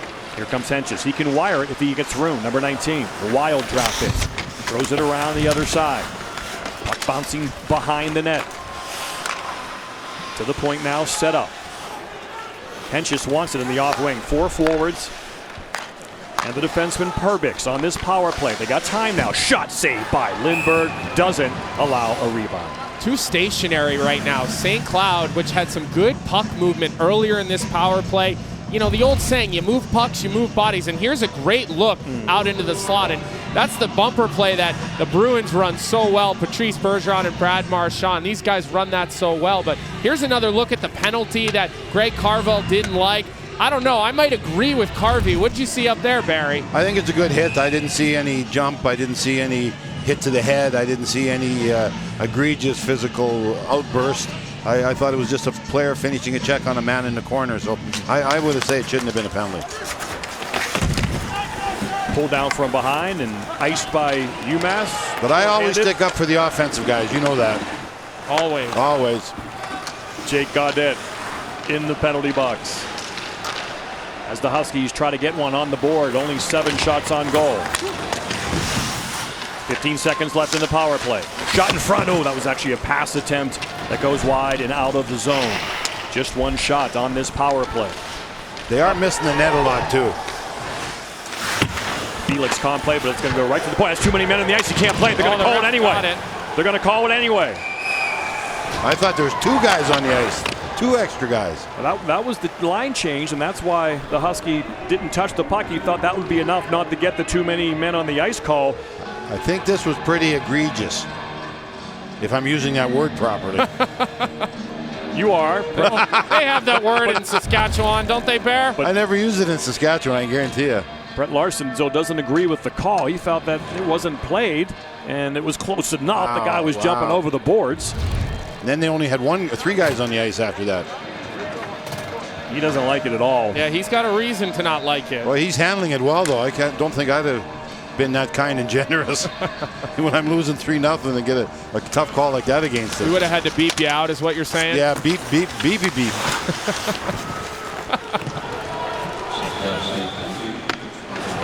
So now it's a UMass power play, up 3-0 in the latter portions of the second period.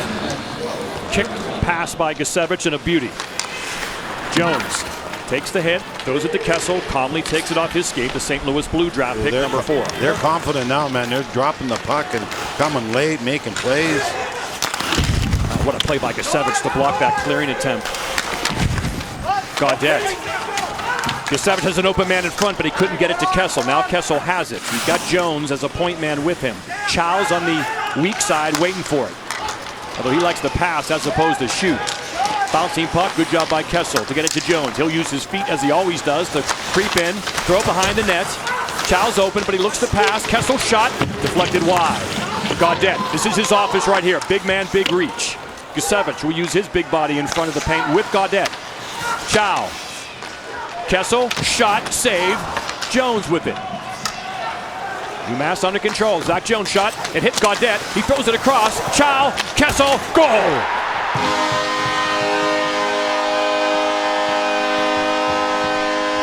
It doesn't get any better than that on the power play. Butchie, that is a power play. That's how you draw it up. That's how you coach it. That's how you talk about it. You got the guys on the right side for the one-timers. You got the man in the middle for the bumper. Everybody used each other. Great execution. Watch the puck movement here. Just out of this world. Good shot right there. Screen in front of the net. Go back door. I don't like it. Everybody goes down to block the shot. He knew he had to shoot high. He didn't shoot low. He could tell the guys were laying down to try and block it. He had to get it up under the bar, and he did. Execution, execution. Magnificent goal. Somewhere Keith Tkachuk is smiling. He's part of the Blues scouting staff. Blah, blah, blah. One of his guys got to go. Wow. It's great to hear the college band. It is not here live in Pittsburgh, but they've done a good job trying to recreate the atmosphere. 25% attendance allowed in the state of Pennsylvania for indoor athletic events. Yeah, great to have fans back in the building. What a difference it makes for the atmosphere. Beautiful week in Pittsburgh. 81 degrees today, the second highest temperature for a national championship game after Tampa a few years ago. What a beautiful week in Pittsburgh. I heard we even got our buddy Stephen Wackham in here watching the game. And the first game for a lot of UMass fans who made the trip from Amherst when they found out that their team was in the final. Of course, they're working during the week. The semifinal game's on Thursday, but a lot of maroon in the crowd here in Pittsburgh. They haven't been able to watch all year. Their first game of the year is for the national championship, and their team is up 4-0. Lebster. To Trevino, nice play on the wall by Krenala. Two little guys going. He took a hard cross check up high. Play continues. Trevino barking at the officials. Okabe behind the net. Wraparound. Save Lindbergh. Save Lindbergh. Save Lindbergh. 3-4 $4-$4.25. Wow. That was 4 shots in 2 seconds. Okabe deflected. Bouncing in the corner. What a stone wall Lindbergh was on that. Phillip with an F. This is why he's in there. This is why Greg Carvo did not hesitate at all to put his Finnish netminder back in the cage. Offside! Offside! You hear the liney screaming for the delayed offside. St. Cloud doesn't listen. It's whistled. It'll come outside the zone. Wow. Here's a sign of a team that's just on a roll right now, man. That is the look of frustration right there. They have scored shorthanded. They have scored even strength. They have scored on the power play. That was an absolute missile.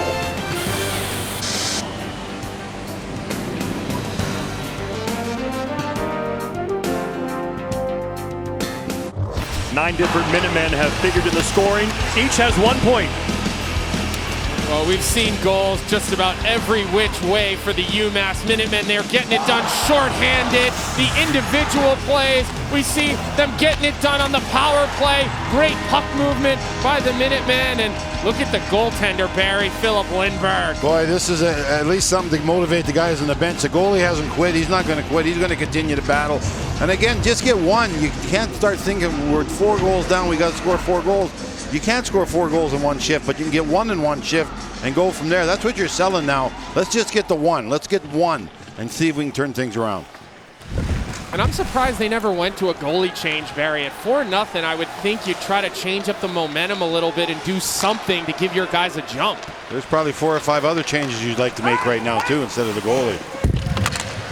Just imagine how this game could have changed if Mietinen's wrist shot from 20 feet went in. Yeah. But it didn't, and that's hockey. But it's the old saying, the harder I work, the luckier I get. Maybe that has something to do with it. Gisevich, that whoop from the UMass bench was after Carson Gisevich was basically jumped on a table at a Bills game in the parking lot. What he basically did. Shot blocked and saved. Pass in front. Here comes Gisevich. Little slowly developing 2-on-1. See if it happens. 3-on-2. Trailer, Gaudette. Shot wide. David Rennick's under siege right now. The puck went high in the air and bounced like it did in Albany. Sean Richland did that game where St. Cloud scored on a play like that against Boston University. Here comes Kranola, the Finn. Here comes Waite, the overtime hero. Cuts to the net, and he runs over the goalie. No arms in the air. He did a nice job of putting on the brakes and not giving the refs a chance to put up his arm. That's a smart play by Garrett Wade at UMass. Bollinger, Lebster, Laganoff, and Kessel. The goals for UMass. Here's Mietinen. Easy textbook blocker save by Lindberg on the Mietinen wrist shot. There's Laganoff, the Canadian, former Burlington Cougar, Milton Icehawk, Mississauga Charger.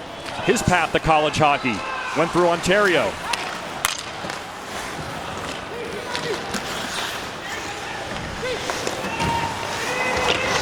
.220 to go. Here comes the Huskies looking for goal number 1. Shot deflected wide. It's Will Hammer trying to get something going. Ty Farmer. It's the Huskies pinching, looking for something to give them a good feeling in this national championship game. That's a great play. He comes around the wall. You haven't got to play. You bump it back to the guy. They're coming around the net, and he throws it up the middle. Great. Everything is working right now. Everything's working for UMass. Last time we had a first-time national champion was Providence back in 2015. They beat BU in Boston for the school's first national championship. UMass can do the same with a win here today in Pittsburgh. Last time we were in Pittsburgh, Barry and I saw Yale win their first national championship in school history, going up against Quinnipiac, who also would have been theirs first. Look at Lindberg. Look at that shot right into his mitt. We mentioned Zach Okabe, number 14. He has had multiple chances tonight. Yeah, he's a smaller player that gets it done offensively, and he's probably had all of the best looks, but Philip Lindberg has been up to the task, and when you look at St. Cloud, you start looking at their lineup. You need a guy like Okabe to really bury one and get you going. There he is. We mentioned board in Japan. It's a great story, wasn't it? Yeah. You know, was your dad in the military? No, he wasn't in the military. He moved so many times. Yeah, it's where his job took him. Yep. And plastics or something? Was it plastics? Yeah, that's right. Exactly. Attaboy, Bear. Yeah. Pulled that one out deep. Did I ever? Did I ever? Go into the bag for that one. And then on to Alberta for Okabe. Shots on goal this period. St. Cloud is actually, producing 11-5. They lead UMass. But the 4-0 lead, Carvel's not going to worry about that. He's worried about high side of the puck, stay out of the box. UMass isn't going to give up any outnumbered chances. They're just going to have 4 guys back, 3 guys back. Nothing dangerous. Good stick there by Matthew Kessel. And Barry, to build off what you're saying, they can't sit back and not play for the next period. No, you're down 4 goals. But you've got to have the right body positioning. It's all about keeping the guys in front of you and not taking unnecessary chances. Oh, broken stick. Lindbergh muffs that little catch attempt on the soft wrist shot. That looked like Rob Blake with the big hip check right there, man. Holy cow. Laganoff kicks it to Chow. Chow's been skating well all night long. Bushy, one-timer, deflected just wide. Turnaround save, Lindbergh, and then he blockers it out. You can't get a stick. The stick's caught behind the net. Off the referee's skate, Mietnin, he can wire it. Watch out. There he goes. High and out, man. Watch out. And that will just about do it for the second period.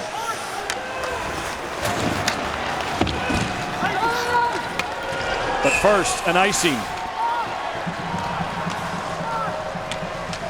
More pressure on Philip Lindbergh, but the Finn has his A game tonight. Yeah, you like to see this. If you're St. Cloud, you can try to build off of anything. And these are the best looks that they've had, even strength, creating a little bit of chaos at the net and trying to make life a little bit more difficult on Philip Lindbergh. But look at all the bodies for UMass. 5 guys in the picture. And Barry, if you're coaching this team, you got to like seeing that in the defensive zone. I love the way I'm playing if I'm coaching UMass. The team is doing everything we talked about. They're not scared to play. They're continuing to attack, but you're really using their brains. No outnumbered chances against everything you talk about. And their power play was spectacular. So they've been fun to watch the last 3 games. Boy, they're playing well.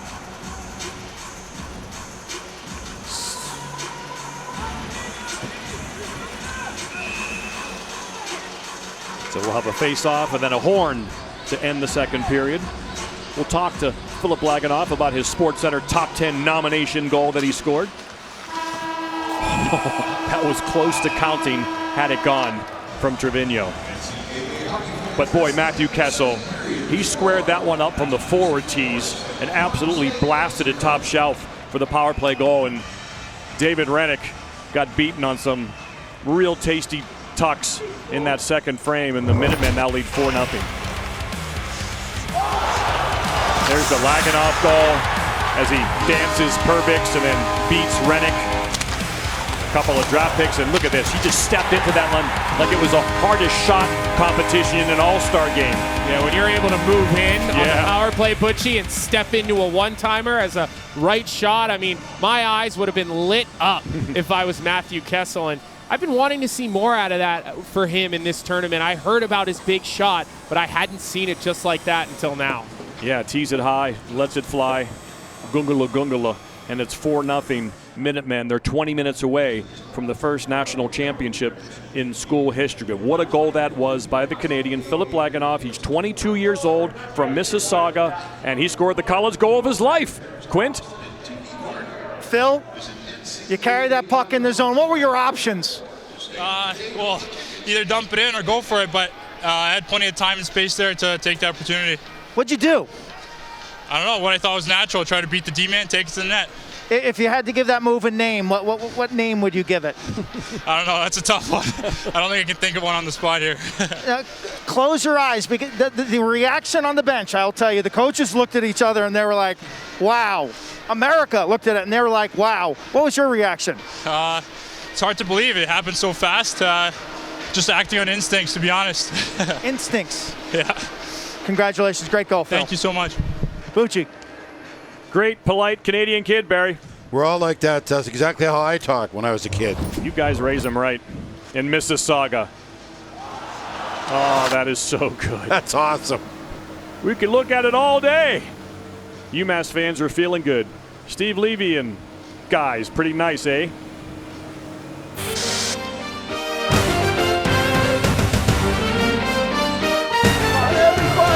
One every five, and we're right back at it. Yeah, 1 every 5, boys, 1 every 5.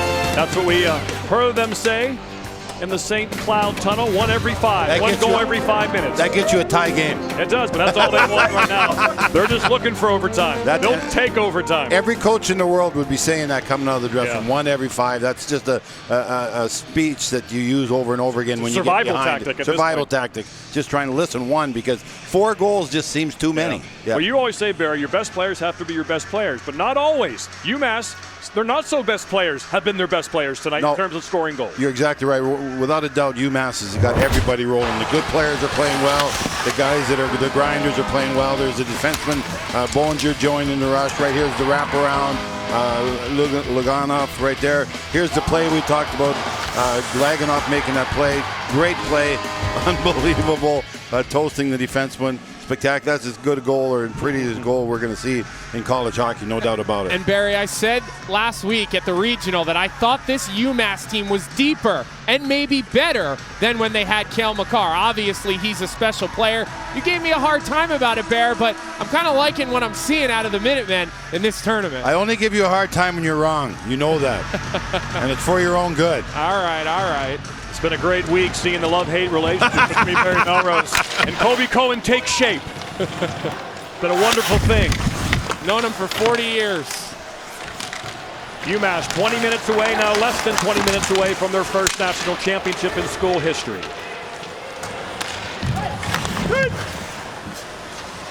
Tough spot for St. Cloud State Huskies to be in. Their coach, Brett Larson. Quinn Kesnick, what did Mr. Larson have to say? I asked him to have belief. I asked him to have belief that we could score the next goal, and that could lead to another goal. Then I asked the coach, who could spark it? And he said, Vidi and Yami and Okabe. He said, those 3, they've had some productive shifts. Said maybe even look for a line change somewhere along the way here in the 3rd period, but he's looking to the 2 Finns.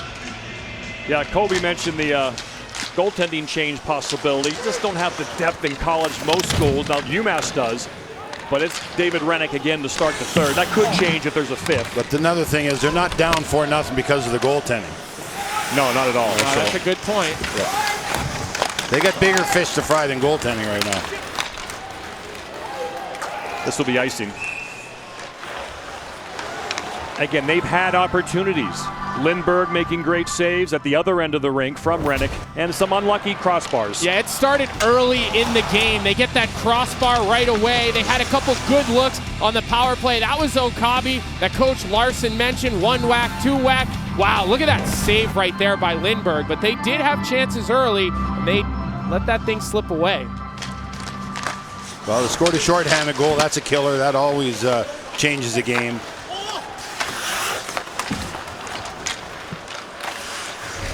The Minutemen of UMass want to stay on their toes. Stay above the puck, stay out of the box, and finish this off in style. There's some dicey changes over there, isn't there? Certainly has the There's lots of bodies. Click off. It'll be tough for St. Cloud State to keep that hope. They need one early here. Back comes Anthony Delgaizo. On the off wing, takes it behind the net. You hear the rumbling from the ESPN microphones. Sullivan walks in, plenty of time, but loses control, dumps it back in. Occasionally those very powerful microphones pick up some salty language. Doesn't make Barry Melrose blush, but makes me and Colby blush a bit. Barry grew up on a farm. Okabe, save. Just ask the kids from Capitol Grill. Yeah. Delgaizo will dump, but yeah, great microphones, great camera work here. Josh Hoffman, our producer. Bob Frateroli, our excellent director. The shots these cameramen and women have gotten have been just beautiful. Just great getting the band back together a little bit. Yeah, they make our job easier. No, just a wonderful crew to be a part of, and so glad that hopefully a lot of this crew will be part of our NHL coverage in the fall. We can't wait to bring you and still bring you college hockey, but also add the National Hockey League to our ESPN, ESPN Plus, Hulu, and ABC as well. Here come the Huskies. Oh, look at Gasevich. What a bully check that was. Biggest forward in this game. Here comes Chow. Chow has been skating beautifully tonight. Number 20, he's a great setup winger. He's got that flow. Look at that salad coming out of that bucket. He was good in regionals too, Johnny. He was good in Bridgeport. Yeah, he was flying there also. Here he comes again. Yeah, quietly, he seems to be around the puck a lot. He disrupts play with his stick a lot, and Chow's a guy we've really seen grown up over the last few years for this UMass team into that first line role. He's another Canadian on this roster. Another guy well over 100 games, could be his final game. He's the guy that might go to he's the guy that might go to the American League, Johnny. Certainly looks like a professional hockey player, does he? Lagging off again. Almost did it again. He's on fire, man. He just wants a puck. Getting that twice in the game would have been maybe a bit too much to ask for. That would definitely be plays of the night. I think that one was Lebster, though. Coming up as Miettinen, the man who hit that crossbar off that wrist shot, just tough break for him. As Mark Del Gaizo, the hero in the semifinal game in Buffalo 2 years ago, to set up their first title game. Here comes Lagunov. And again in front. This time bowling for goalies continues. It's our third human bowling ball to take out a goalie. Well, they don't have any games tomorrow, so you might as well let her go crazy tonight, and that's exactly what they're doing, man. Lagunoff just making plays. This is Lebster right here. Yep. Curl and drag is almost the exact same thing. He missed that by about 6 inches. Now let's hear the power here. Lagunoff, talk about being on fire. Just so confident right now. It just must be great for a kid like that to have the confidence he is right now. He just wants the puck. He wants to make plays, and he's doing that right now. He's on fire. It's a great example of why this team has been so successful. You see the toe drag, the fancy, the curl and drag skill, and then you see him take it hard to the net the very next shift, and it just shows you the versatility of this forward group for UMass. Here comes Oakville, Ontario's Oliver Chow. 4th year with UMass, played for the Brooks Bandits of the AJHL. So again, one of those late blooming guys. You go find him in Canada, you bring him to UMass, and you're just patient with him. Maybe he plays well over 30 games a year. He's turned to a good player. With the college experience, you can work out, you know this, Colby. You can work out in the weight room all week, and then you play 2 games on the weekend normally, and it's a good way to really develop yourself as a player. Colby doesn't know where the weight room is. I knew where it was every now and again, but hey, Barry, you can't score goals in the weight room, all right? I don't know if Mike Boyle would agree with me, but you certainly can't. Well, we heard the St. Cloud State Huskies say 1 goal every 5 minutes. That first 5 is almost in the books, and still no goals. That theory is going to have to be changed. They'll make 2 in 5, and then 1. How about Will Hammer? Can he get 1 in 5? Back in? No, another save by Lindbergh. We need some Hammer time right now. You know, they don't do much, then they get a great chance, and Lindbergh denies them. That's pretty much been the game for St. Cloud. There's only been 6 shutouts in the history of the national championship game. Lindbergh is under 15 minutes away from adding to that list. UMass will sit back a bit now in that 1-2-2. Yeah, I don't know why UMass even challenged. Just wait in the neutral zone for them. That's what they're doing right now. Yeah, kill 30 seconds off every time. Leave him there, leave him there. That F3 will follow, though, that winger who is releasing late, and that's what Wake did on Miettinen. He's not going to get behind him like we saw early in the game, Colby. No, you have to keep bodies in front of you, but I like how they're staying up a little bit. You're not just retreating into the neutral zone. Keep moving forward. UMass is not going to change their game. Shot blocked. Felix keeps it in. Behind the net, there's Trevino. Throws it in front, broken up. Huskies will clear. There's Reed Lebster. Beautiful pass to Trevino off the line change. Wrist shot, score!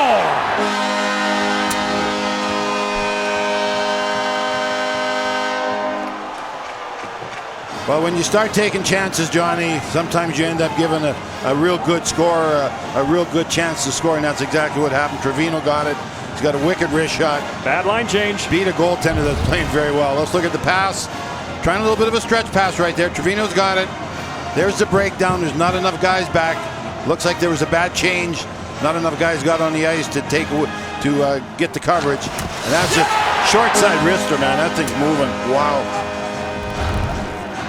Remember 2 years ago in Buffalo, Trevino was suspended for the championship game, delivered an elbow in the semifinal that wasn't a penalty during the game, but it was looked at and it was deemed that he would not be able to play in the championship game, so he was unable to play in that loss to Minnesota Duluth.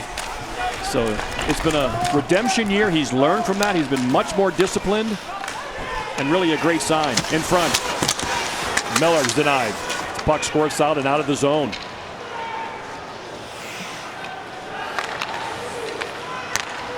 Perbix dumps it around. 5-0 UMass, 13.5 away from a national championship.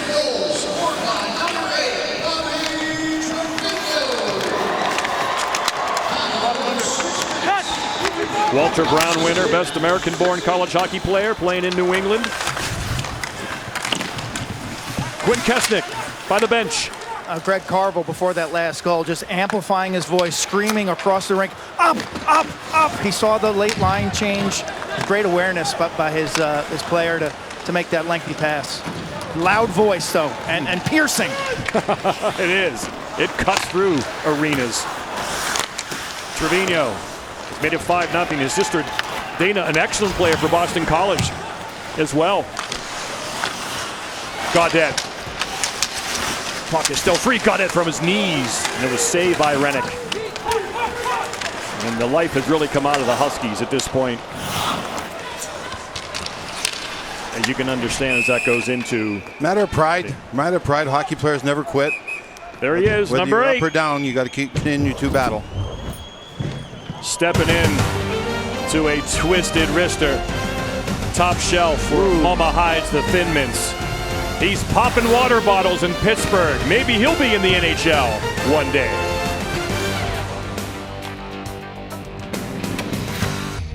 The last 5 national championships, Providence in Boston beat BU. And then we won on an NCHC run. North Dakota in where? Tampa, you got it. Denver wins in Chicago. They beat Minnesota Duluth, who came back the next year to win it all in St. Paul. And then win it all in Buffalo.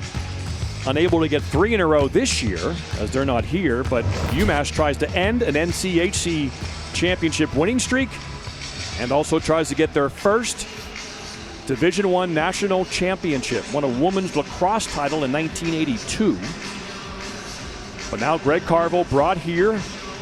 They always thought this was kind of a sleeping giant, Colby. People looked at the UMass program and said, man, that's a nice campus, facilities, good location, but they could not find the secret sauce until Ryan Bamford, AD, hired Carvel, gave his assistants higher travel budgets to go scout and to get obviously quality assistants, and that's been the formula. Yeah, they had some good players like James Marcoux and Casey Wellman, some guys who could put up numbers, but they always seem to have a hard time sustaining it in the second half of the season. But then Cale Makar comes in and completely flips the switch. And now if you're a defenseman, you saw what Cale Makar did. You see Zach Jones, Kessel, Delgajo. They're all second and third round NHL draft picks who have stayed in school and developed their game with Coach Carvel, with Coach Barr, and DeMichael, and they've really built themselves into a formidable opponent. And I know there's a lot of people at home, Hockey East people, BU, BC people, that are seeing this UMass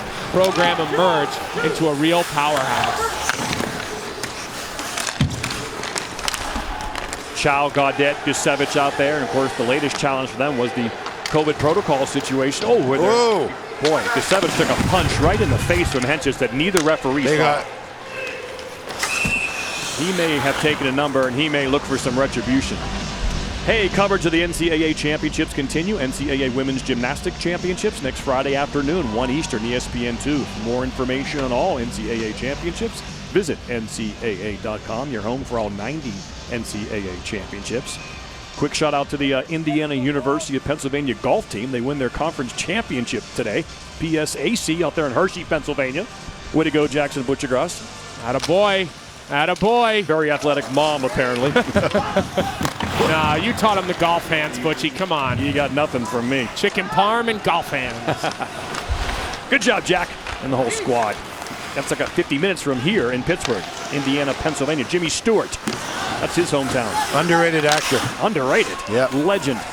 It's a Wonderful Life. Your kind of movie, Barry? I love A Wonderful Life. I cry every time I see it. Oh, Barry, I'm going to come over because I got to see that. I'm going to come to your house to see that. UMass Minutemen entering the halfway point of the third period, up 5-0 here in Pittsburgh. Next year, Frozen Four is in Boston.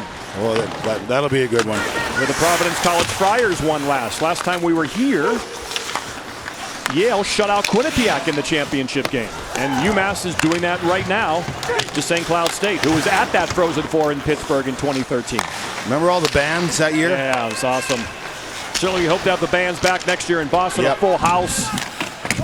We all hope that life can get back to the way it was, especially for these young athletes in college. It's a big deal to play in these NHL rinks for them. Okabe's and snake bitten today. Goes wide. Molinar. Lindbergh catches that like it's pregame skate. Sharp. Real sharp. That's the word for him in net. Despite missing the semifinal game due to COVID protocols, he has had his A game throughout. The reactions have all been positive for the Minutemen. They're feeling good in Pittsburgh.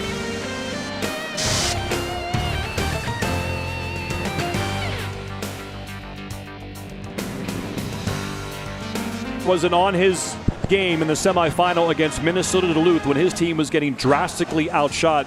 The Minutemen wouldn't be here to win this national championship, Barry. No, you're exactly right. It's a great story. We were talking about it. You know what happens if the goalie gets hurt and the backup equipment man has to go in. Well, Murray went in and played great, and they had lots of shots at him. They were dominating at times. They looked like the better club at times.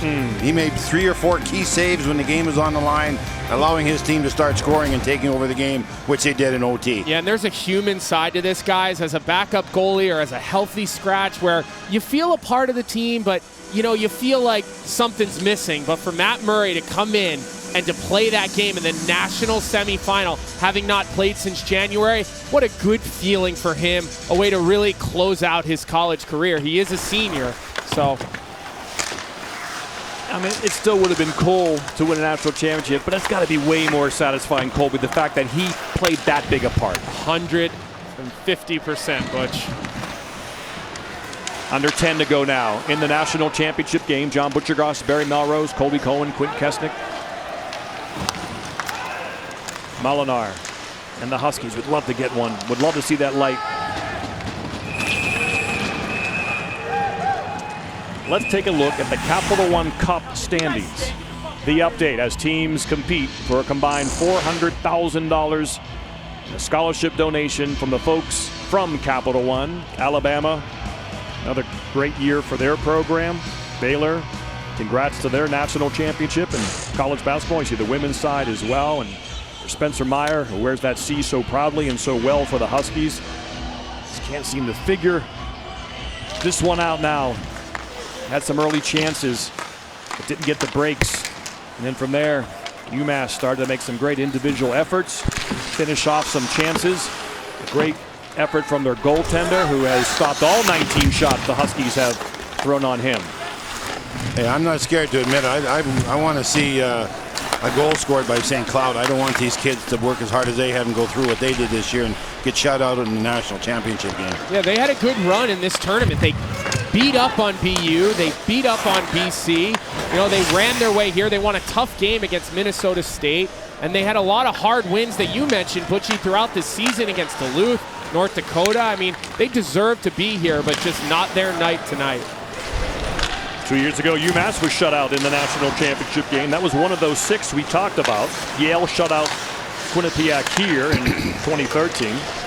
One of BC's natties was a shutout win in 2010. Denver 2004. Back in 72 for your Terriers, Colby. In 1968, North Dakota won. We like to do the flair for dramatic at BU, Butchie. Denver, I should say, in 1968 as well. Was a shutout win for them in the national championship. It doesn't usually happen, but the Minutemen have a chance at that tonight with 8 minutes left here in Pittsburgh. Here comes Lepster again, who has been moving well tonight. He's had a couple of chances. Reed Lepster changed a couple of letters in his name, and his name is Red Lobster. Tranela.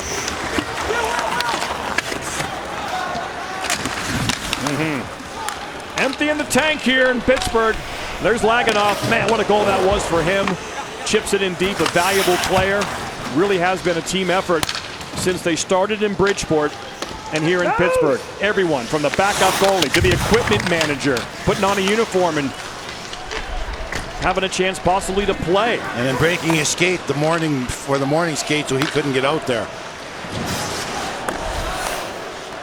Assistant coach has a wife home pregnant with twins. Ben Barr's wife, Tara, is expecting twins, a boy and a girl, to join their 3-year-old sons. There's a lot going on in this UMass hockey family, and they've worked through it all, and they're 7 minutes away. Amherst, Massachusetts. We'll show you the trophy presentation and the celebration here on ESPN. Proud to bring you the national championship game again. Is that 10 in a row, Butch? Saw that late. Not quite there yet, Bear. I know it feels like 10. It does. This is our 8th. We missed last year, so yeah, it was it. We missed last year. Next year would have been our 10th, but now it'll be our 9th in Boston. Heading to St. Louis soon, Las Vegas soon, back to St. Paul for the next 3 national championships. Boston being the next one for the 4th. Here's Chow with Gaudette. Chow, shoot it. Save, Rennick. We know we'll eat well, Butchie. North End, baby. A lot of carbs. Walker had the big goal, the winning goal against Minnesota State in the semifinal game to bring St. Cloud State to this national championship game. The program Herb Brooks started to grow the game even more in Minnesota. And boy, is it growing. We mentioned, and that was a subplot to this Frozen Four, 3 Minnesota schools here and UMass. And how many Minnesota kids are on all the other teams around the United States? And this Frozen Four dominated by Minnesota-born players. And we got a new Minnesota team coming into college hockey, Division I next year, St. Thomas, where Rico Blase will be at the helm, and it's good to see him back in college hockey. Absolutely, that's going to be a great program in St. Paul. Beautiful campus, plenty of cash in the endowment kitty. Laganoff. Back to Mark Delgaizo. Blocked in front by a jumping Minuteman. And Bobby Trevino, that puck hit him, he'll change. I think the coach told the Gaizo brothers maybe just to settle down later in the game. So don't take any penalties, anything that can let the other team back in the game, because they've been very tame last half of this game. They play with a lot of emotion, a lot of fire. 2-on-1, just wide as UMass looks to build on that lead. Great opportunity there, as what a nice pass by George Mika. They're still coming. I was saying the same thing. They're skating hard. Ryan Sullivan had the tap-in chance just off his stick. 4.5 to go. This is happening for all those UMass fans. And again, 4 or 5 years ago, you could not picture this possibly happening. So for all those programs out there in the cellar of their conference, teams who are trying to scrap their way back up. Colorado College, Miami University, and Oxford. If you just do the right things, in 3 to 4 to 5 years, you can win yourself a national championship. UMass took all the proper steps. You got to get a break, obviously, but identifying talent, developing talent, creating a culture you talked about, Barry. Yep. You've won as a junior coach. You've won as an AHL coach. Now to Rondak. Colby's played on a national championship. He was around the Boston Bruins when they won their Stanley Cup as well. There are formulas, and if they're followed and you get some breaks, UMass got breaks today with crossbars and goalies making the big saves, then it can be done. Yeah, and it's all about the man at the helm creating the culture. Jack Parker, Claude Julien, Barry Melrose. I mean, you name it. There's one thing in common. It's a great leader at the head of the program. One more TV timeout for Greg Carville and his staff to talk to his boys. Bobby Trevino, Walter Brown Award winner. He deserves one in the title game. The Minutemen are going to come home champions.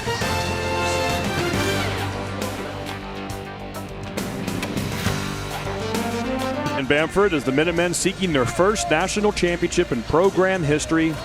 From dormant to doormats, and that smile says it all. They know it's going to happen, Barry, and it's a give them a 20-year deal, man. This is like having a 5-shot lead. Proud of what you've done. How about that? So he's basically giving his victory speech in the locker room now, but also telling Barry Wright to finish off the job the right way. Well, what they built here with the culture, no one's going to take any time off. They know what it takes. They're paid to play 60 minutes. They're going to play 60 minutes.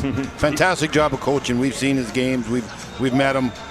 Great guy, great leader, great mentor, and you can tell that by the way the kids play so hard and carry themselves.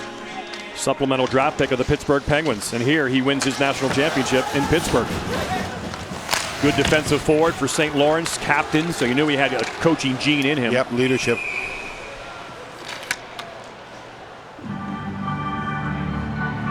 Hey, coming up, Top-Ranked Boxing from Tulsa, featuring WBO light heavyweight title, Joe the Irish Bomber Smith Jr., and Russian Maxim the Kill Vlasov, who has been impressive since moving down from the cruiserweight division. Barry was talking about that over dinner last night. Combined 71-6, 47 knockouts. Joe Smith, still a member of the local 66 Union on Long Island. You don't give that up, man. You keep that your whole life, brother. So UMass tonight, they scored an even strength goal. Scored in the power play, scored shorthanded. For people here in Pittsburgh, remember Mario scoring 5 different ways here in the game against the Devils.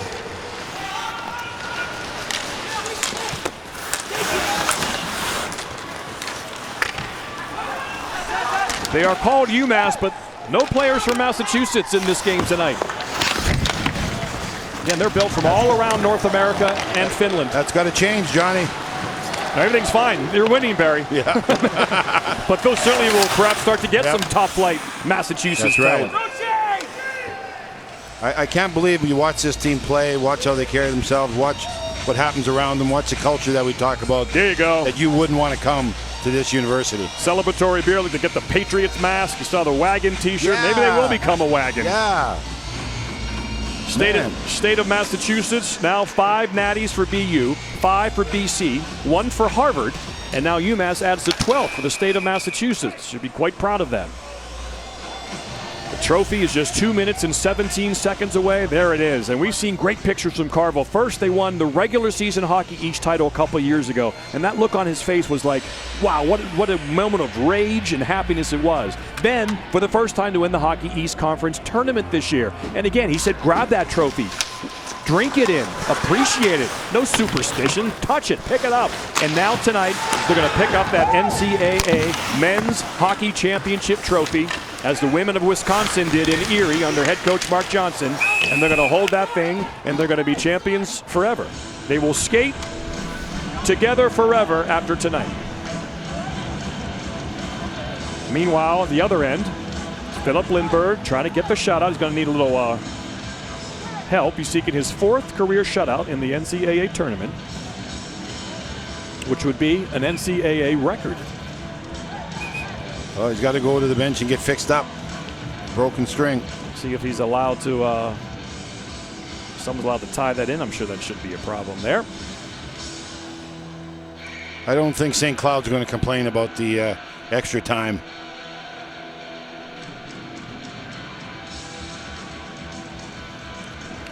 Quinn Kesnick, what's it like down there?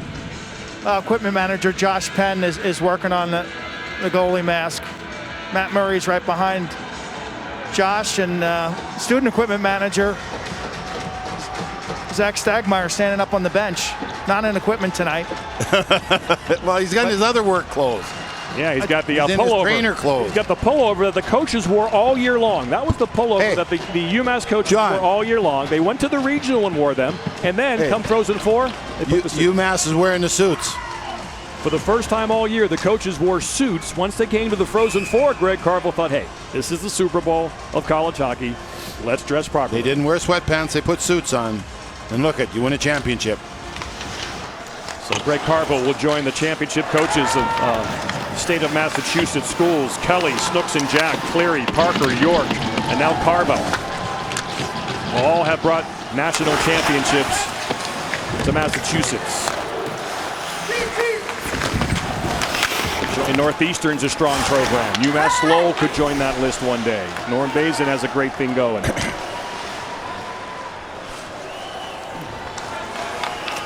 90 seconds left. Lindbergh trying to finish the job with that shutout. The Minnesota Wild draft pick, just another Minnesota flavor to this Frozen Four. But it will be Massachusetts, alma mater of Dr. J, Julius Erving, that wins their first national. Maybe Dr. J's watching. Doc, if you're watching. I'm sure he is.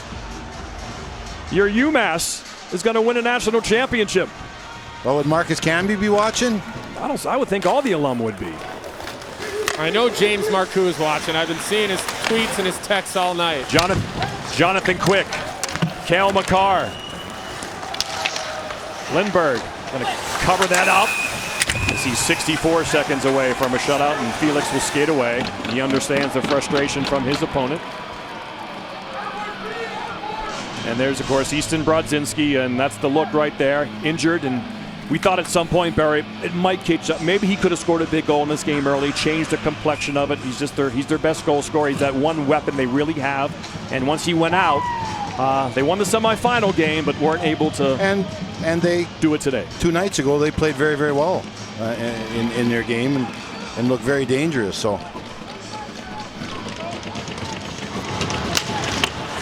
Bobby Trevino is going to win the most outstanding player award of this Frozen Four. He set up the winning goal in overtime to wait. It's been really good. The other squad from this Frozen Four: Nathan Smith, Bobby Trevino, Nolan Walker, Zach Jones, Matthew Kessel, Philip Lindbergh. They're on the all-tournament team. Congratulations to all those players who played so well. All the UMass fans are on their feet. They're waving the maroon flag of the UMass Minutemen. They're clapping their hands. They got their UMass colors on. Taking about the 10-hour drive or so, 8 to 10 hours to get here from Western Massachusetts and Amherst here to Pittsburgh, Pennsylvania. Greg Carville clapping for those fans. That's Jared DeMichael pointing. There's Ben Barr to your right. Wife Tara home, pregnant with twins. Yasevich's family's here. Ran into the Del Gaizo's at our hotel. This feeling is so good, knowing that you're going to win. No pressure on you, just savoring it. Patting the guys in the back. You know, I love the way you play, man. You came here and played so hard for me.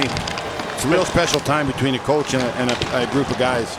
It's been 8+ periods. Lindbergh got to keep his shutout. Okabe over the net. 8 seconds to go. Krannila, redirection. Bouncing behind the net. Save. Watch out! Watch out! UMass are national champions.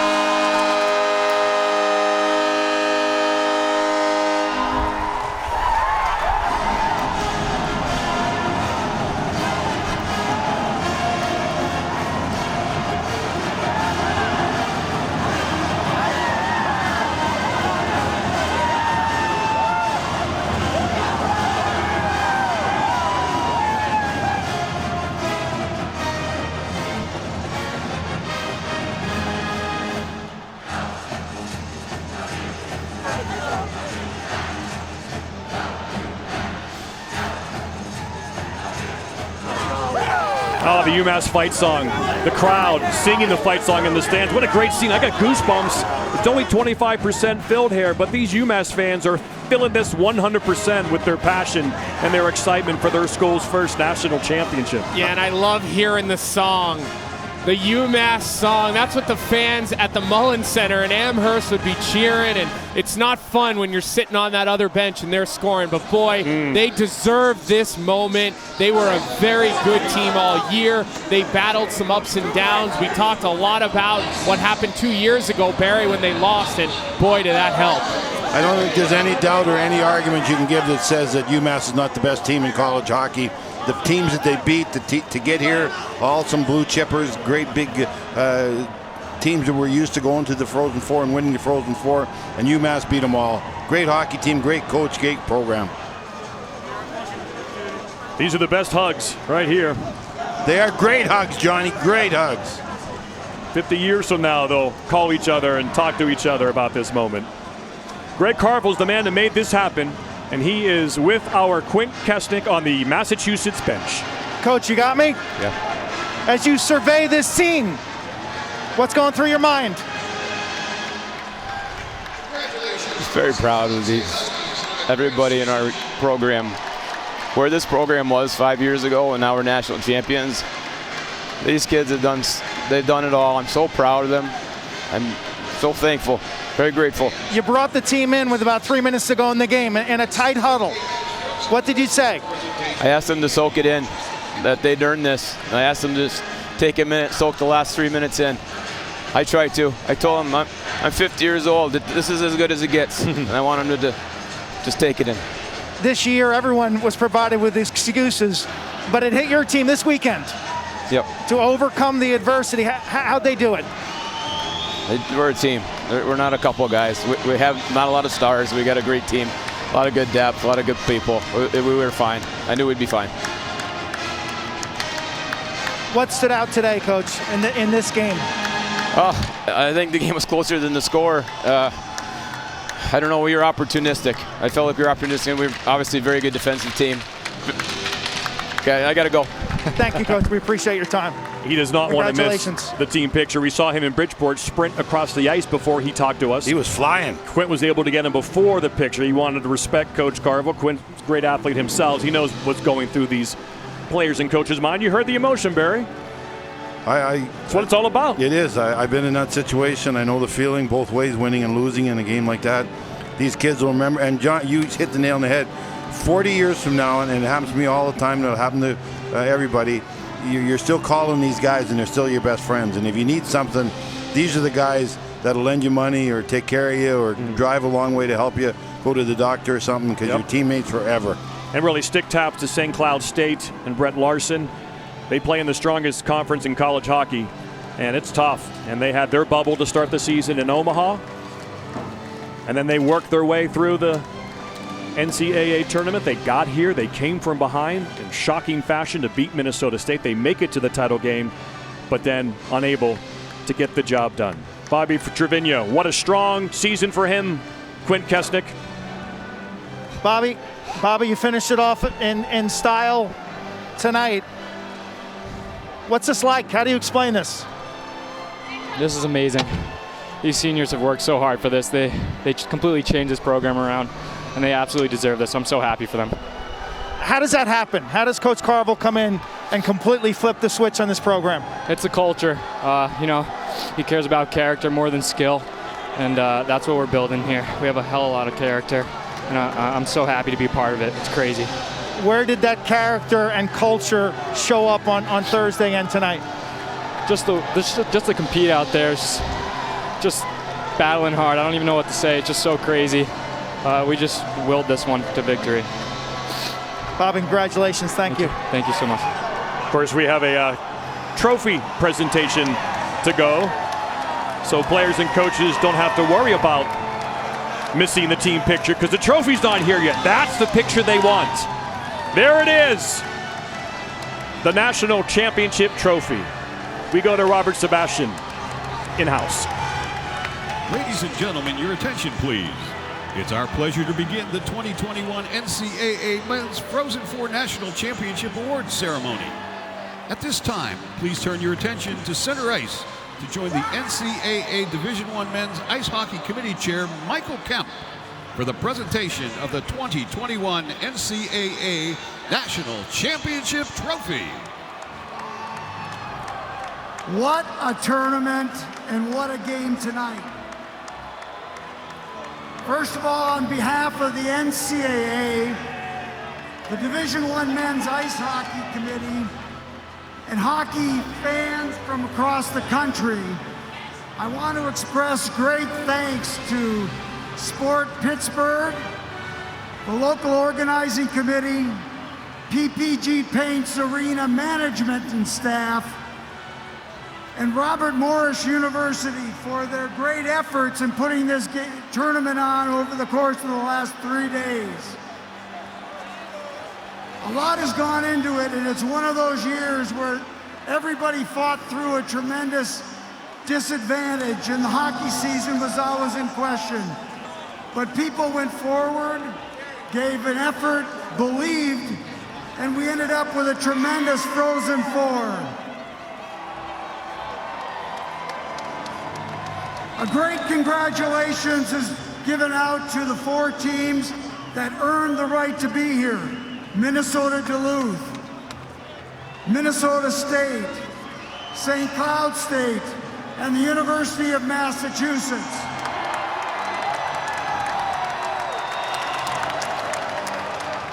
So now, without further ado, I would like to ask the captains of the University of Massachusetts to come forward and claim your trophy. Congratulations.